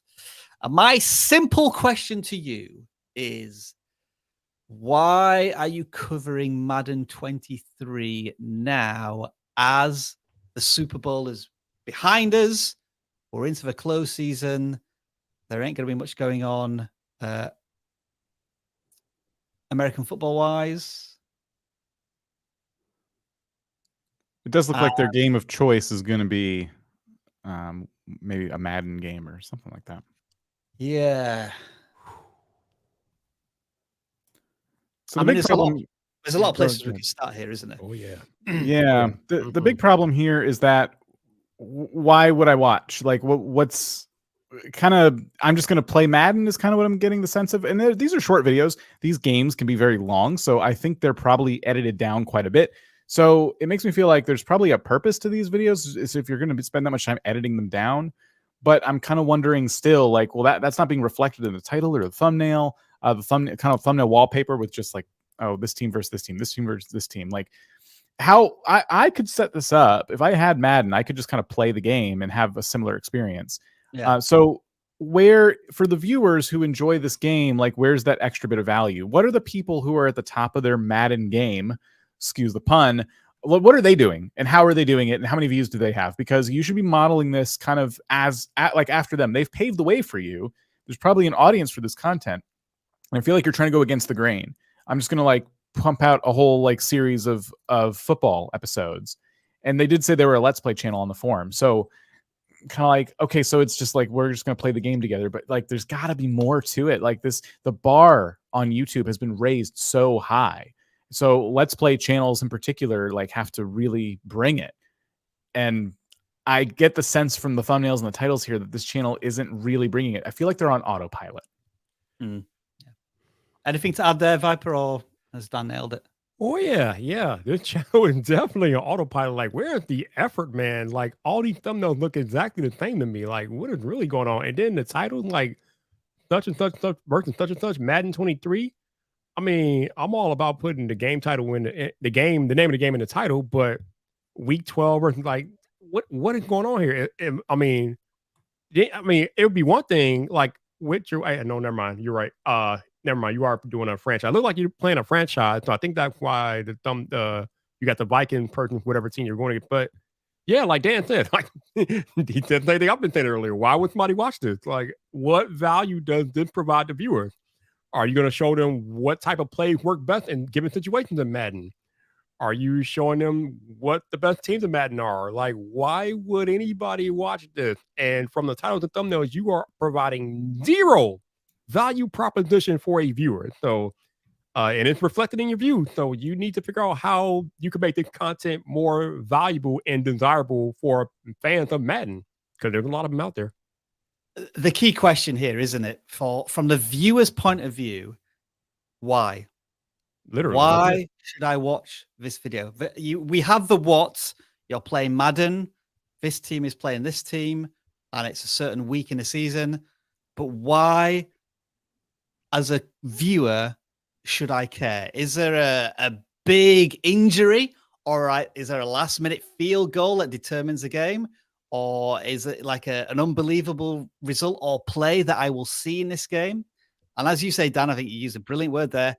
This channel is in autopilot, and they're not really considering the human element to this. And the other thing that it targets search, if anything, and not really very good targeting of search. Well, it doesn't even target search. but Dan made a good point, like in the beginning of his argument. This game is done. Like the time of Madden is in August, bro. If you're gonna do anything like this, you gotta do it when the game first comes out in August. Right now, nobody cares about this anymore. People are moving on to baseball now. I think the new baseball game went out in a few days or whatever. So Yeah, your Madden time is past right now, and again, unless you bring in some type of concrete value with the content, you're not going to get many views. And then if I just scroll down what they've played in the past, we're seeing that unfortunate let's play experience where they play through a game in many parts with the same thumbnail, the same title, and it leads to the same result. So it's we've talked about this so many times, Dan, and I can't really remember like how we say anything different. And I say, you got to have a complete reset here and try to sit in the viewer's chair for 5 minutes and try to answer the question of why. Why should I watch your videos? Because it's clear over dozens, possibly hundreds of videos that you're not gaining more views per video, whatever game you cover. Yeah. All right. I think Dan's basically saying, Ron, move on. Because you are right, Dan. Like we've talked a lot about this channel now, and we've talked about this topic ad nauseum. So let's pick out something else. That One thing, channel 243. Go ahead. I should have added one thing that I have been telling channels like that is I updated recently in the description below. Like you did this forever ago. You put some gaming videos down there for gaming channels. I updated that list recently, and the first one on that list in the description is my latest video for 2023, like how to start a gaming channel. I always try and bring new advice to that video, and I take things that I've learned in the past year and update it. So if you have a gaming channel, if you feel like your channel is falling into the same pitfalls that we just mentioned, like I cover all of that in that video. It is in the description below. I feel like it could be very, very helpful to some of you. Next channel is what I believe from just 5 seconds of looking at this channel is a astrological education shorts channel. And from the few videos that they've made so far, they've already got some little shoots of success, videos with hundreds of views, and they're being very consistent on their topic. That's good to see. I think Dan is probably knocking on the door and saying, you need to make these videos more attractive in terms of the the framing, because these are very much square videos. Oh, they are square. Letterboxing. You've tried to fix that a little bit by putting what looks to be a subscribe call to action in the top right-hand corner. Yeah, but other than that, we just see a square video. This is one of my biggest pet peeves with short form content when they don't use the entire aspect ratio. Like, yeah. So one thing I'm seeing, like I've seen square videos do okay on shorts. So I don't think it's necessarily the square videos holding this channel back, but it definitely helps to use more of the frame, of course. I think it must be, and I haven't seen these shorts myself, but it must be the content itself. The first thing when people scroll these shorts that they see and hear, what is it? You can tell us, Rob. I can't hear it. You've muted it anyway. But I have muted it. It is a robot voice. Okay. I think AI driven, at least.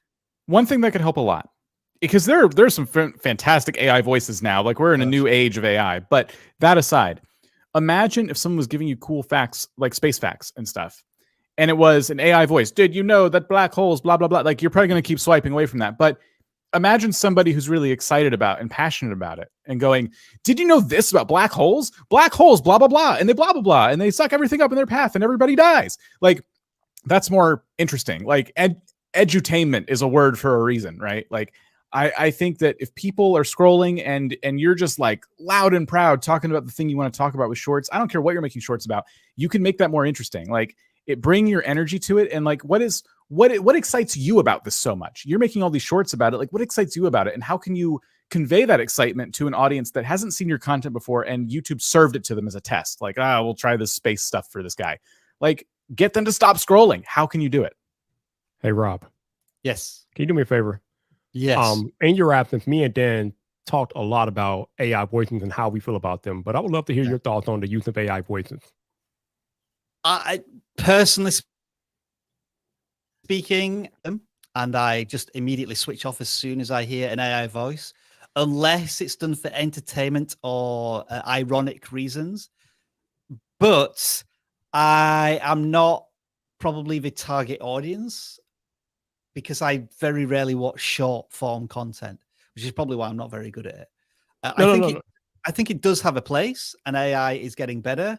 But yeah, I would always, to try and add some personality and variety, I would always try to use my own voice or outsource it to somebody who can do it for me.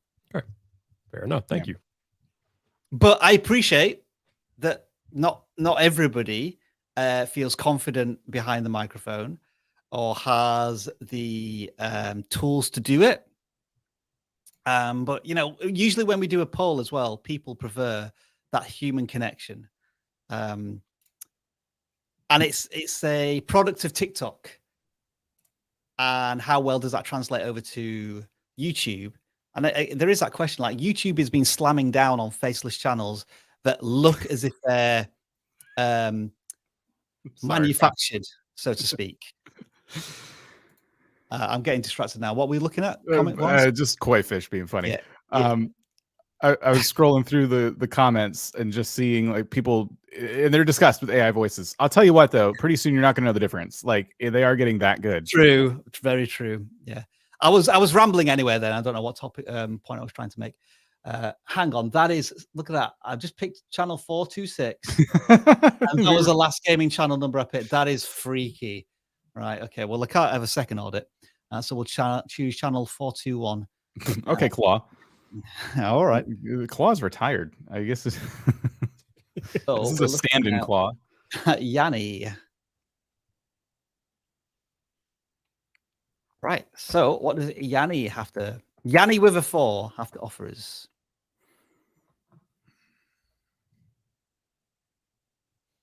Okay, just as I look at the collection of thumbnails, I don't immediately know what the channel's about. I'm seeing Sons of the Forest. That looks like a horror game.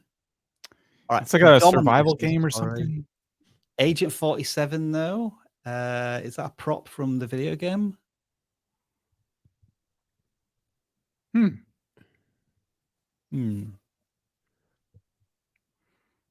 So I'd say this channel, like, if you don't scroll down for just a second. They're playing different games. They kind of have this Let's Play vibe to them. But this channel is doing a little bit more than that last gaming channel we saw, whereby they're doing different things with their thumbnails, and they're trying to get more interesting titles going. Their latest video is called 3 Morons Play Sons of the Forest. So they are doing like a Let's Play, but they're trying to like do some tongue-in-cheek, like make it like a bit funnier, you know, and it's working. Like one video in the middle there, the hype is real for Sons of the Forest, 1.2K views. And, you know, they're teasing that this game comes out in a couple more days. So this is something they've been building up to for a while. And like videos like that broke out for them. So it makes me think, hey, it's really cool that like you had that breakout successful video. What if you had continued covering Sons of the Forest after it came out, and not from the perspective of a Let's Play, although you could do that too. I was thinking the same. Excellent. What if you just talked about tips and tricks and secrets and weapons and this, like give value to the audience? There's absolutely justification for that. And games like this that are very big time releases, like everyone's going to have a different perspective. Everyone's going to be bringing different thoughts to the table. So even if they saw one video that's kind of similar, they'll probably come back to watch yours too, because they're trying to soak in as much information as they can, whether they're stuck on something or they're still thinking about buying the game. So you can do both things. You can play the game with your audience, and you can cover the game from a different perspective, of like bring value to your audience. It's so telling, isn't it, Dan, where the pitch of the videos before it was released was like the hype, the stories, the updates. And then the moment they go into that let's play mentality with the marketing, the audience just falls off a cliff. So really, it's just about changing the perception of what your video is about. Let's plays are here, there, and everywhere. But if you have a specific goal in mind with a video, so like the part 1 could be something as you could pitch it as the most important thing you need to get in the first hour of playing this game.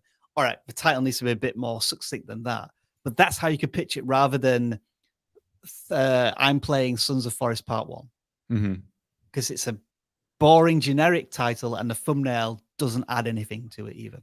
Well, it says humble beginnings, but yeah, it's not enough these days, I would argue. Yeah. Again, the bar has been raised.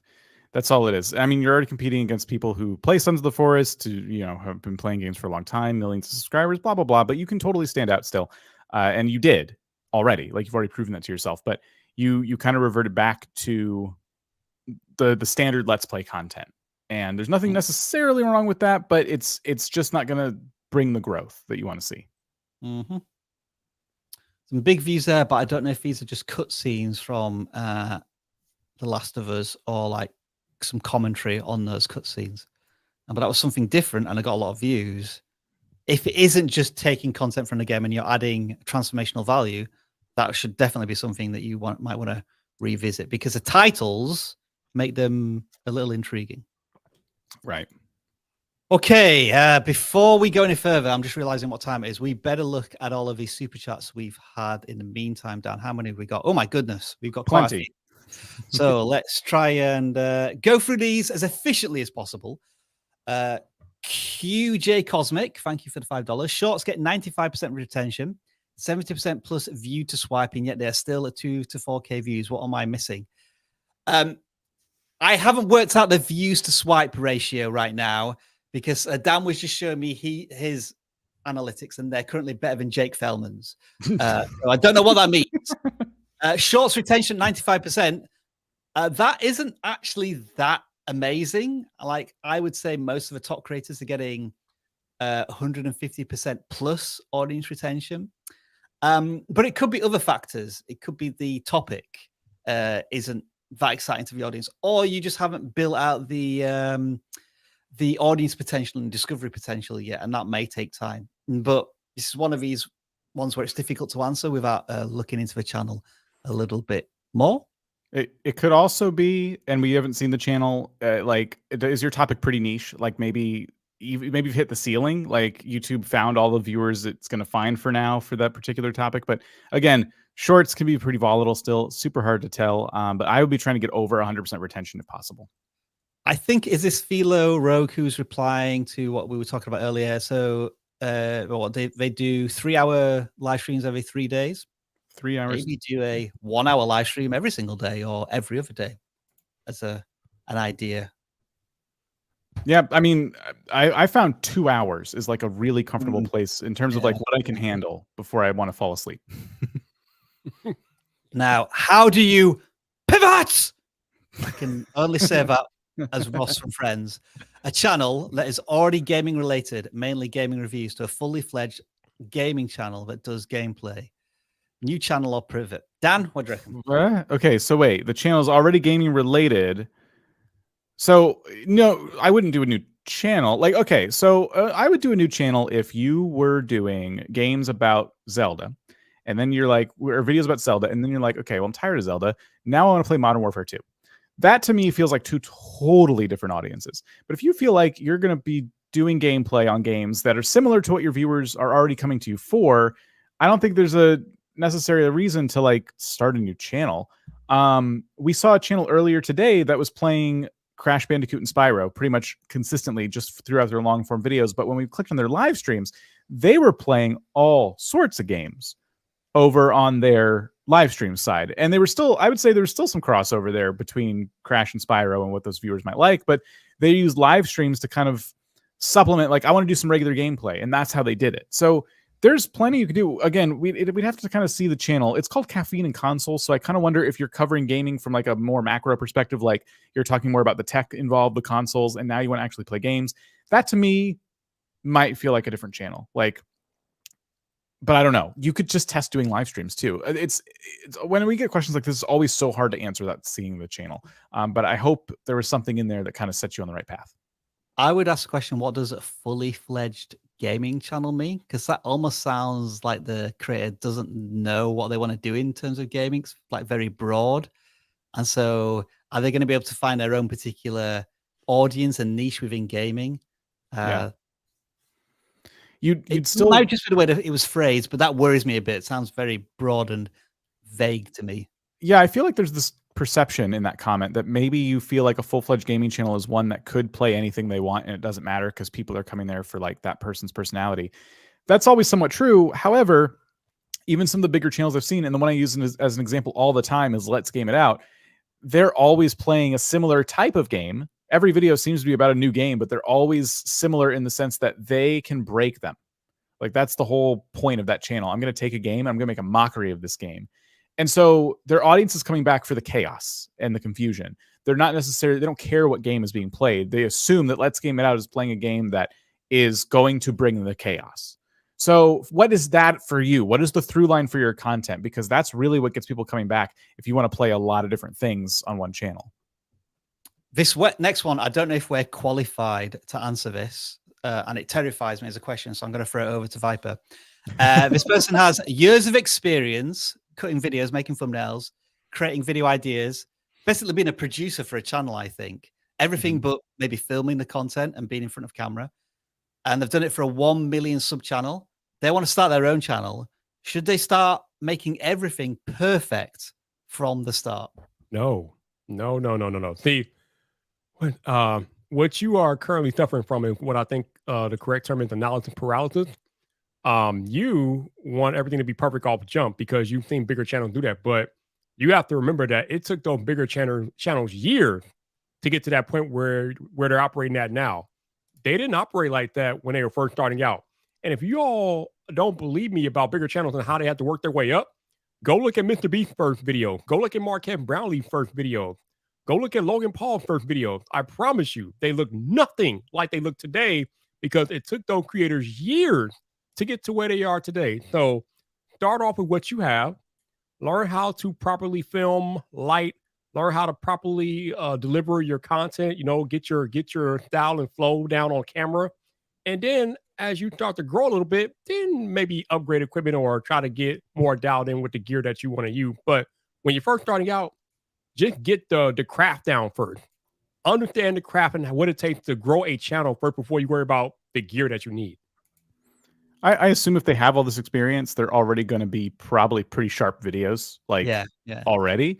So it's really about the topic for you. Like what do you know the audience you want to cater to? That's always the biggest holdup for so many creators, especially in these live streams. We see it constantly. Like, do you know who you're making videos for? And if you can answer that, then you're already in a really, really good place. So I would just let the quality be whatever's manageable for you in your day-to-day life. If you're really busy doing other things and you want to cut some corners, you might be able to afford that because you're probably experience-wise already ahead of a lot of your competition.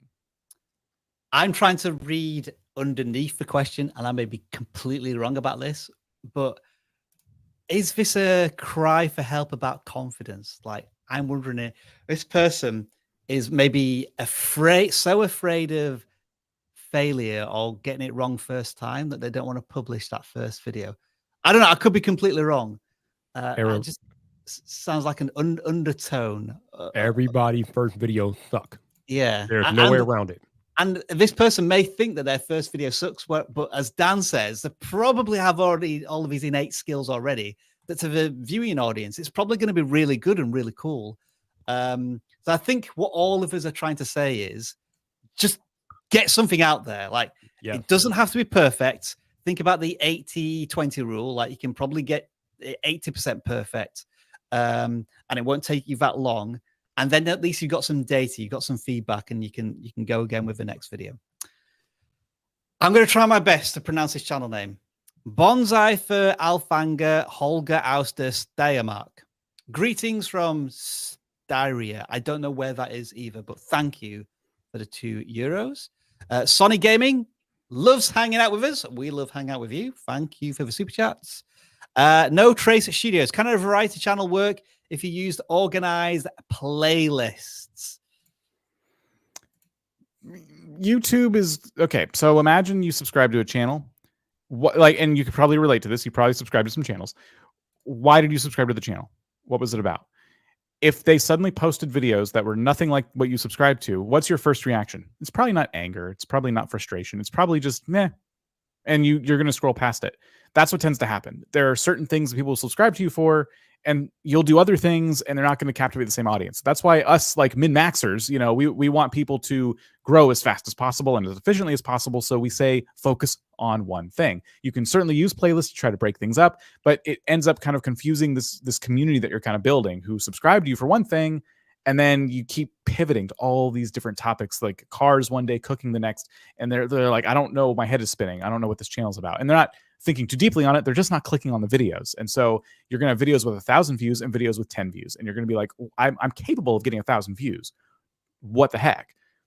It's because you keep catering to different audiences constantly. So if you're going to do things that are wildly different from each other and you're asking this question, I really wonder if a separate channel might be the right call. But even that's a lot, because now you got to manage a whole separate channel. Just my opinion. And maybe this is because I don't understand playlists and haven't done for a decade.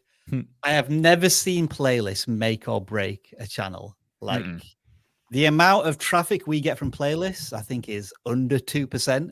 And no matter how much organization I've tried to do with playlists, it's never improved it. And maybe it's just because I'm rubbish at playlists and don't give them the time of day.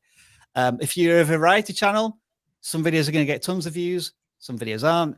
Your return views are going to be all over the place. Your subscriber numbers are going to be completely skewed. But if you can make a success out of a channel, go for it. I don't know if we're going to have enough context for this one. The CEO of EgoSoft, I have no idea who or what that is. No idea. Did an interview with another streamer. Okay. Now my viewers are asking me to do an interview with the same CEO. How would I even go about doing this? I have no idea. Do interviews benefit that much? That's an interesting question. Again, in our personal experience, interviews themselves haven't succeeded for us. What we've started to learn to do is take the value from the interviewer and make that the crucial element of a video. For example, we did a video about how to double your views in 5 minutes. And that was actually an interview with Jake Thomas about how to make subtle changes to your titles to increase views. Dan did a video about, what was it? This is how to make the YouTube love smaller channels, something like that. We did one about... Wait, which one? The one that's got 1 million views. Let me check. The algorithm.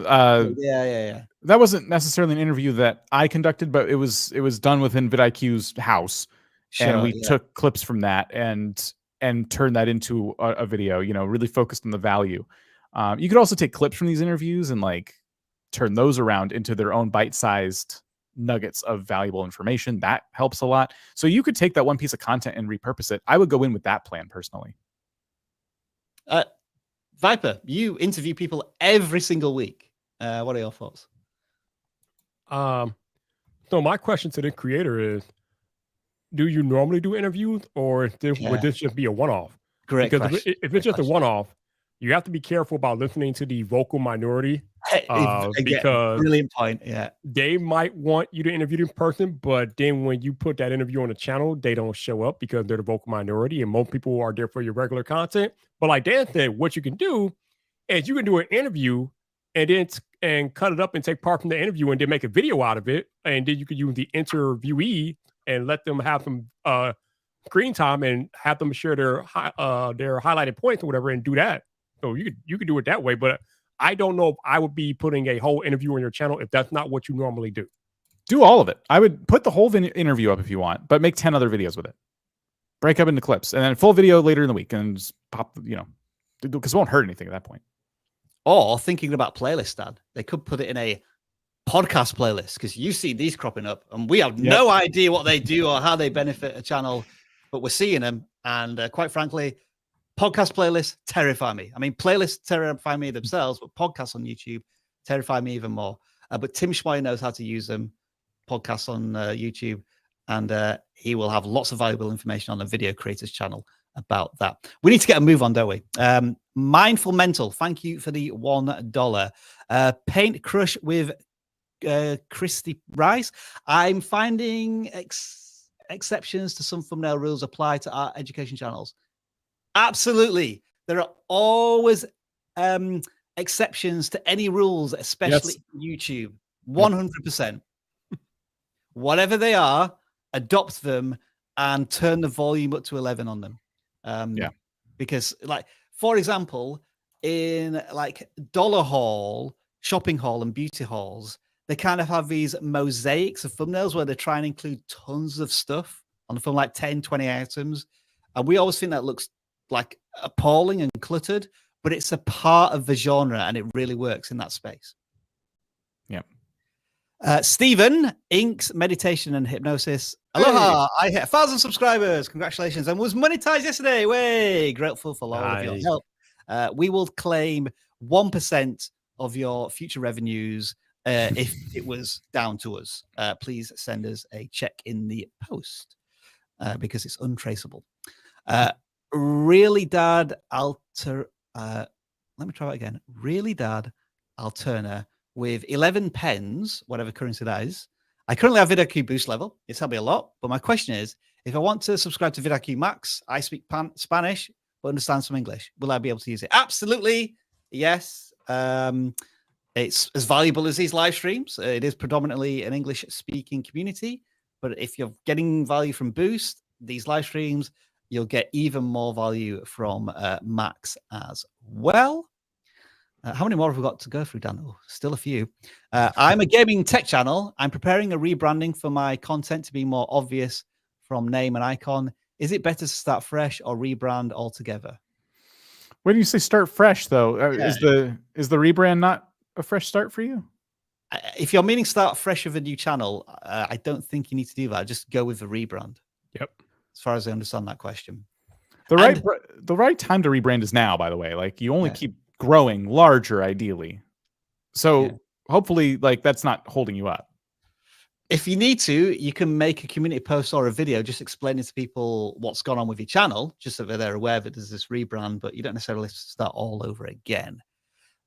BCDC, Brooklyn Community Democracy Channel. We are trying to build a brand and channel to highlight local efforts to benefit our neighborhood and community. I always applaud channels like this because they're not necessarily aiming to get millions of subscribers. They're trying to make a difference with a certain audience, and I always applaud that. Well done to you. We only have a few videos. How do you like our content so far?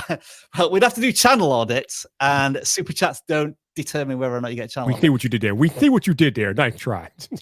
But as I say, I think any channel that's really focused on a very specific niche audience that's really going to resonate with your content, and they're going to find like a voice for how they're feeling and their like challenges or struggles, and they find your channel and you make a huge difference. I always applaud that. See, you really targeting a specific audience, and that's the best way to start on YouTube. Analysis paralysis is a real thing. EV Pulse. Yes, it is. I agree. Wow. What is that right? Well, so what is MX? Is that Mexican dollars? 250 of them anyway. I've got this YouTube podcast, and this is tricky. The podcast is about my town. The cool thing is it actually is the wealthiest town in all of Latham, but my retention sucks very, very much. Any ideas? Storytelling. They have a follow-up too. Okay. You got great guests, CEO, former governors, but it might not be too wide a host. My political videos do better. Storytelling. Figure out how to tell the story about the town and make that the center of your content. I think he kind of explains what his problem is in a second comment there, Dan. Like, he interviews people, but does the audience who enjoys his political videos, so like his own personal voice, do they care about the people he's interviewing, or is it not being pitched in a way that makes his typical audience care? That's the thing. It's not that they're not listening. Oh, it's the CEO episode, so I don't want to listen. It's because it might be because the value of that guest is not clear to the viewer. So you always, or listener, you got to think about them. Like, what do they normally tune in for? And then how can this interview speak directly to them? So it's less about the guest and more about your audience. You're going to introduce the guest anyway. So I definitely wouldn't, if you're titling it like, I interview so-and-so, and it's a name not a lot of people know, then they're probably not, they're like, okay, well, I don't know what that means. But if it's about a similar topic or a problem or something that you're going to talk about anyway, then they get in there and they realize it's an interview and you brought on someone who's an expert in the field or can speak to that problem really well, then they'll just be happy that you did that. You know, they clicked on it and now they're going to feel like they're getting a lot of value, you know? So I would just not confuse the audience. It's kind of how I'm feeling about that one. How many shorts should you post per day? If you are a sole shorts channel, let's try and commit to 1 a day, if that's what you really want to go after. You can post up to 2 or 3 shorts a day. It's not as restrictive output as, say, your videos, when you should only really post 1 a day. What else have we got here? Lira the Drunk. I know misc gaming is bad, but what if every other upload is one specific game and then a misc game in between? Yeah. Dan's face. Do you want to grow? All right. No, like that's a question, isn't it? I don't want to be mean. I'm just saying you can do that. But what if, and hear me out, what if you played that game for yourself, just for you to unwind, and then you had more time to focus on making high quality videos about the main thing? There you go. Lovely. Or what a lot of people do is they have a separate channel where they play the more miscellaneous stuff, or a Twitch channel or something like that. So there's ways to do, that's like 3 ways to do it. Separate channel, Twitch channel, just for you. You know, don't stream it, don't record it. But try to get your channel focused. As far as your audience is concerned, you are a channel about what? And you should be able to answer that question in a snap. And that's our personal strategy. That's our advice to gaming channels who are just starting out. There's, as we talked about a minute ago, there's nuances there. There's things that, there's exceptions to all rules, but we're just trying to give you the best advice we possibly can with as little information as we have. Photo 11. Did you try and send us $10, but you accidentally sent us 2? I don't know, but thanks for the comment. Thanks for the super chat. And Spooky Deer, what fits the mark for a high effort let's play? It's a low barrier to entry, obviously, but what can you set a playthrough series apart, or is it dead on arrival? So look at Mr. Beast Gaming. Look at channels like that. That to me is a high quality let's play. Look at the people who are at the top of their game. Literally, they are doing fantastic work at getting lots and lots of people in the door because of high quality edits. Their videos are about a specific topic.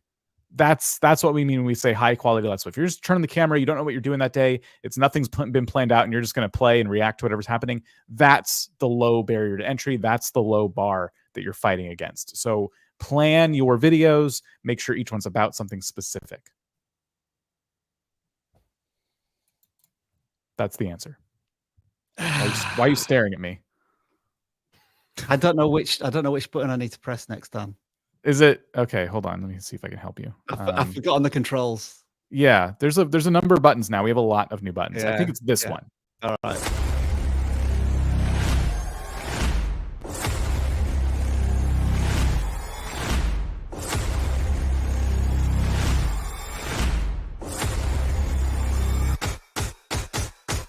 All right, let's see what we got here going on. It's terrible. What a waste of technology. I don't know why people do this to themselves. Absolutely trash.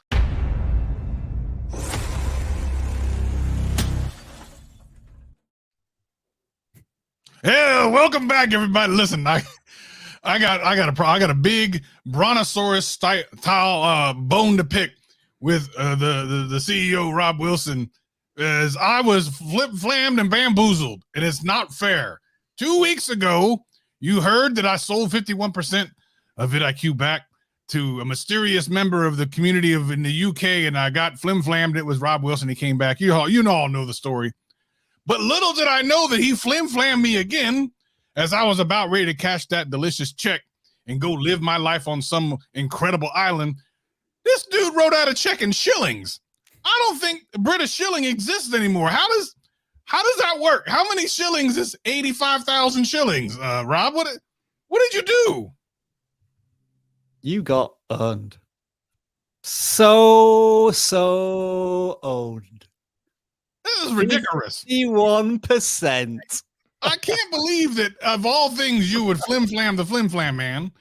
A shilling isn't something apparently that's existed in Britain for the last 100 years or something like that. Is ridiculous. How is this a thing? Because you're an idiot. And you will take anything I offer. Well, as far as I'm concerned, that completely avoids our warranty and our contract together about me not coming on. So here I am. Surprise. You are. Yeah. All right. Well, I heard something about a low barrier to entry and low bar, and I immediately saw Dan on the screen, and I was like, "Yep, that sounds about right. I think I'm in the right place." Okay, right. So, Savage, I am going to allow this as maybe a farewell savagery. So, what text would you like people to add to the stream for a alternative audit? No shilling, no peace. All right, then. No shilling. No peace. If Like, could I hear start y'all going to be open at 0:00 in the morning. That is really ridiculous. I don't know how y'all going to get up at 0:00 in the morning just because it's the normal time for Rob Wilson because he took over. He's the CEO now, so he can have his little live stream whenever he wants to. People over here in the normal place, in the regular place, you know, America, we got to wake up at like 0:00 in the morning. I don't know. This is ridiculous. Look, you see how things went sideways? He moved somewhere and all of a sudden he messing everything up for everybody else. I know Dan's over there thinking, my God almighty, I don't know if I can do this anymore. Anywho, well, let's go ahead and see no shilling, no peace. Right. Rob hasn't made the official announcement yet. Have you, Rob? What official announcement would that be? So you don't even know. This is a great CEO right here. Let me tell you.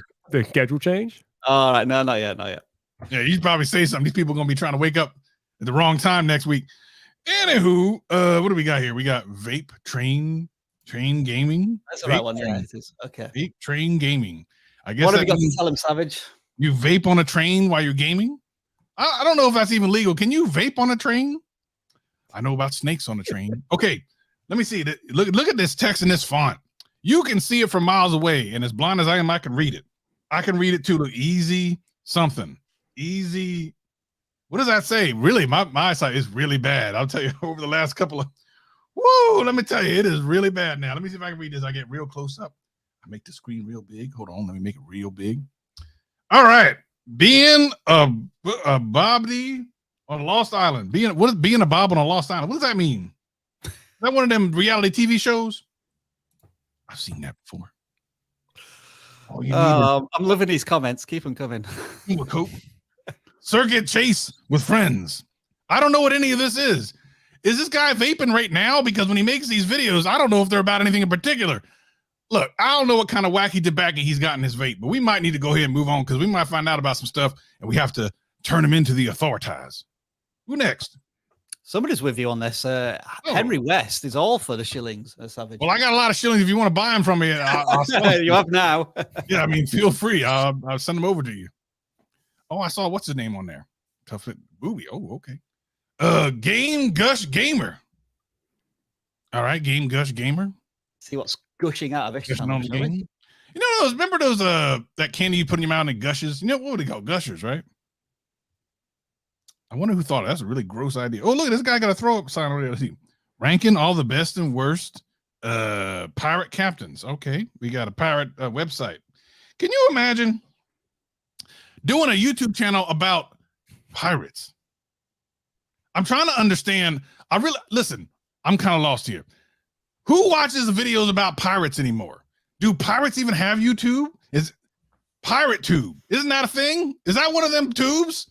I'm telling you, Pirate Tube would be great. Matter of fact, someone trademark that for me and send me after the chat so I can go ahead and make my Pirate Tube. Oh, there ain't no views in this. Never mind. Nope. We're not doing Pirate Tube. Next one more before we go for the rest of the week. We're gonna move on. Okay. Let's do this. One more for the person. One more. Pirate Tube. I gotta remember that. That's Dan, are you okay hiding behind the comments there, Dan? Was that all right? The best I've felt all stream. Epic music. Right. I don't think we're going to find this channel. I guarantee we're not going to find epic music. I know that for sure. Let's have a look. Yeah.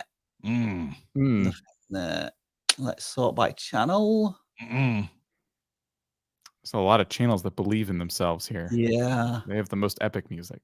Yeah, I'm not seeing that note anywhere. Yeah. Well, listen, here's the thing. Oh, got him. There we go. Look at that. Pull that out of the bag. Lucky us. All right, let me see. Let me down slowly. A battle between Aisling, Christian, Angie. Who are these people? Actually, you know what? I am kind of curious. Let's go ahead and let's click one right quick. Let me just hear. Sound's not going to work, I'm afraid. Not set up to do that. This is arcade. Well, let me see. Let me just see. Let me see what it looks like. Let me see. Which one then? Which one, Savage? What's this arcade? I like arcades. I got arcade behind me. Gotcha. Right. There we go. All right. Oh, this is just from. Oh, this is like America doesn't have talent. All right. Oh, she looks so nice. She looks like she's a real nice person. Who tricked her into this? You know what they did? This is funny. I've actually seen this thing before. You see how it's moving around? This dude put his phone up against a television screen, and that's why it's moving around real crazy like that. And then he went to the MTV in Bulgaria, and then he started recording MTV in Bulgaria because they actually still play music videos over in Bulgaria.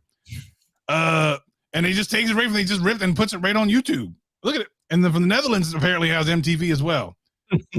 All they seem very like sad about something though. Why do all these songs seem very sad? I'm sad that we're watching this, to be perfectly honest. Oh, they're in the Netherlands again. Is another sad song? It's so sad. So sad. Okay, look, that's enough. It's making me so sad. I don't think I'm gonna be able to eat lunch now. All right. I wanted my mooms over my hammy, but now I don't think I'm in the mood for it anymore. I'll Rob, shut it let me down. ask you a question. Let me ask you a question. I guess we're happy you're back. Yep.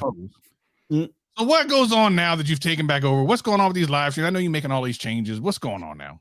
Oh, glad you can ask. Glad you would ask, Savage. First of all, you're fired. Next, we're going to make some changes here because time zones have coalesced in that I no longer live in Canada, which is the west side of the US, North America. And so my times have changed by 8 hours.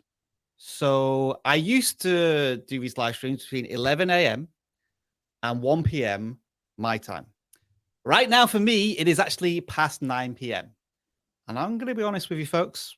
I want a life outside of doing channel audits. Why? Because badminton is on a Tuesday night just across the road, and I want to go play badminton.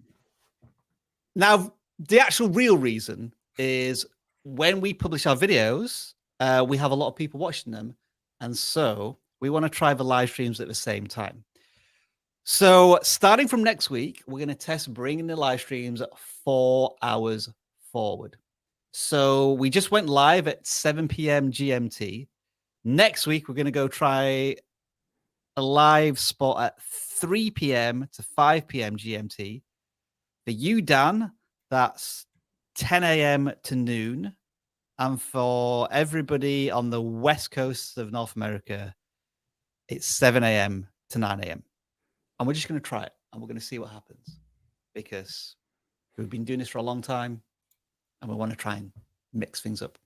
And on top of that, Dan, I'm correct in saying that tomorrow will be our last Wednesday video live stream for the foreseeable future, correct?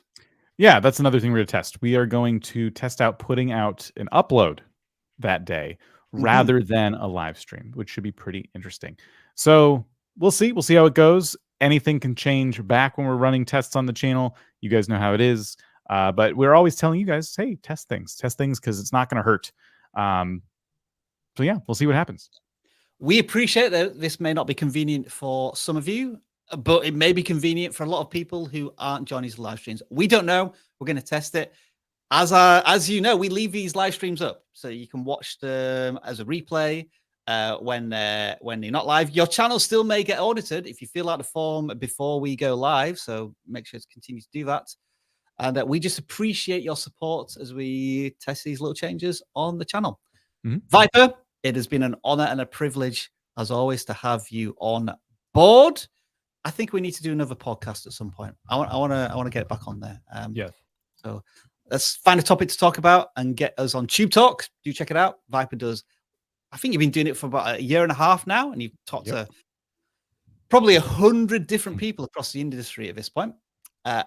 Dan has been leading the line gallantly with content. He's going to, I guess, be taking a bit of a step back, taking a well-earned break, whilst also still continue to produce content. But I'm going to be making more content as well. Extra video is still a lot of work. And extra videos, yeah.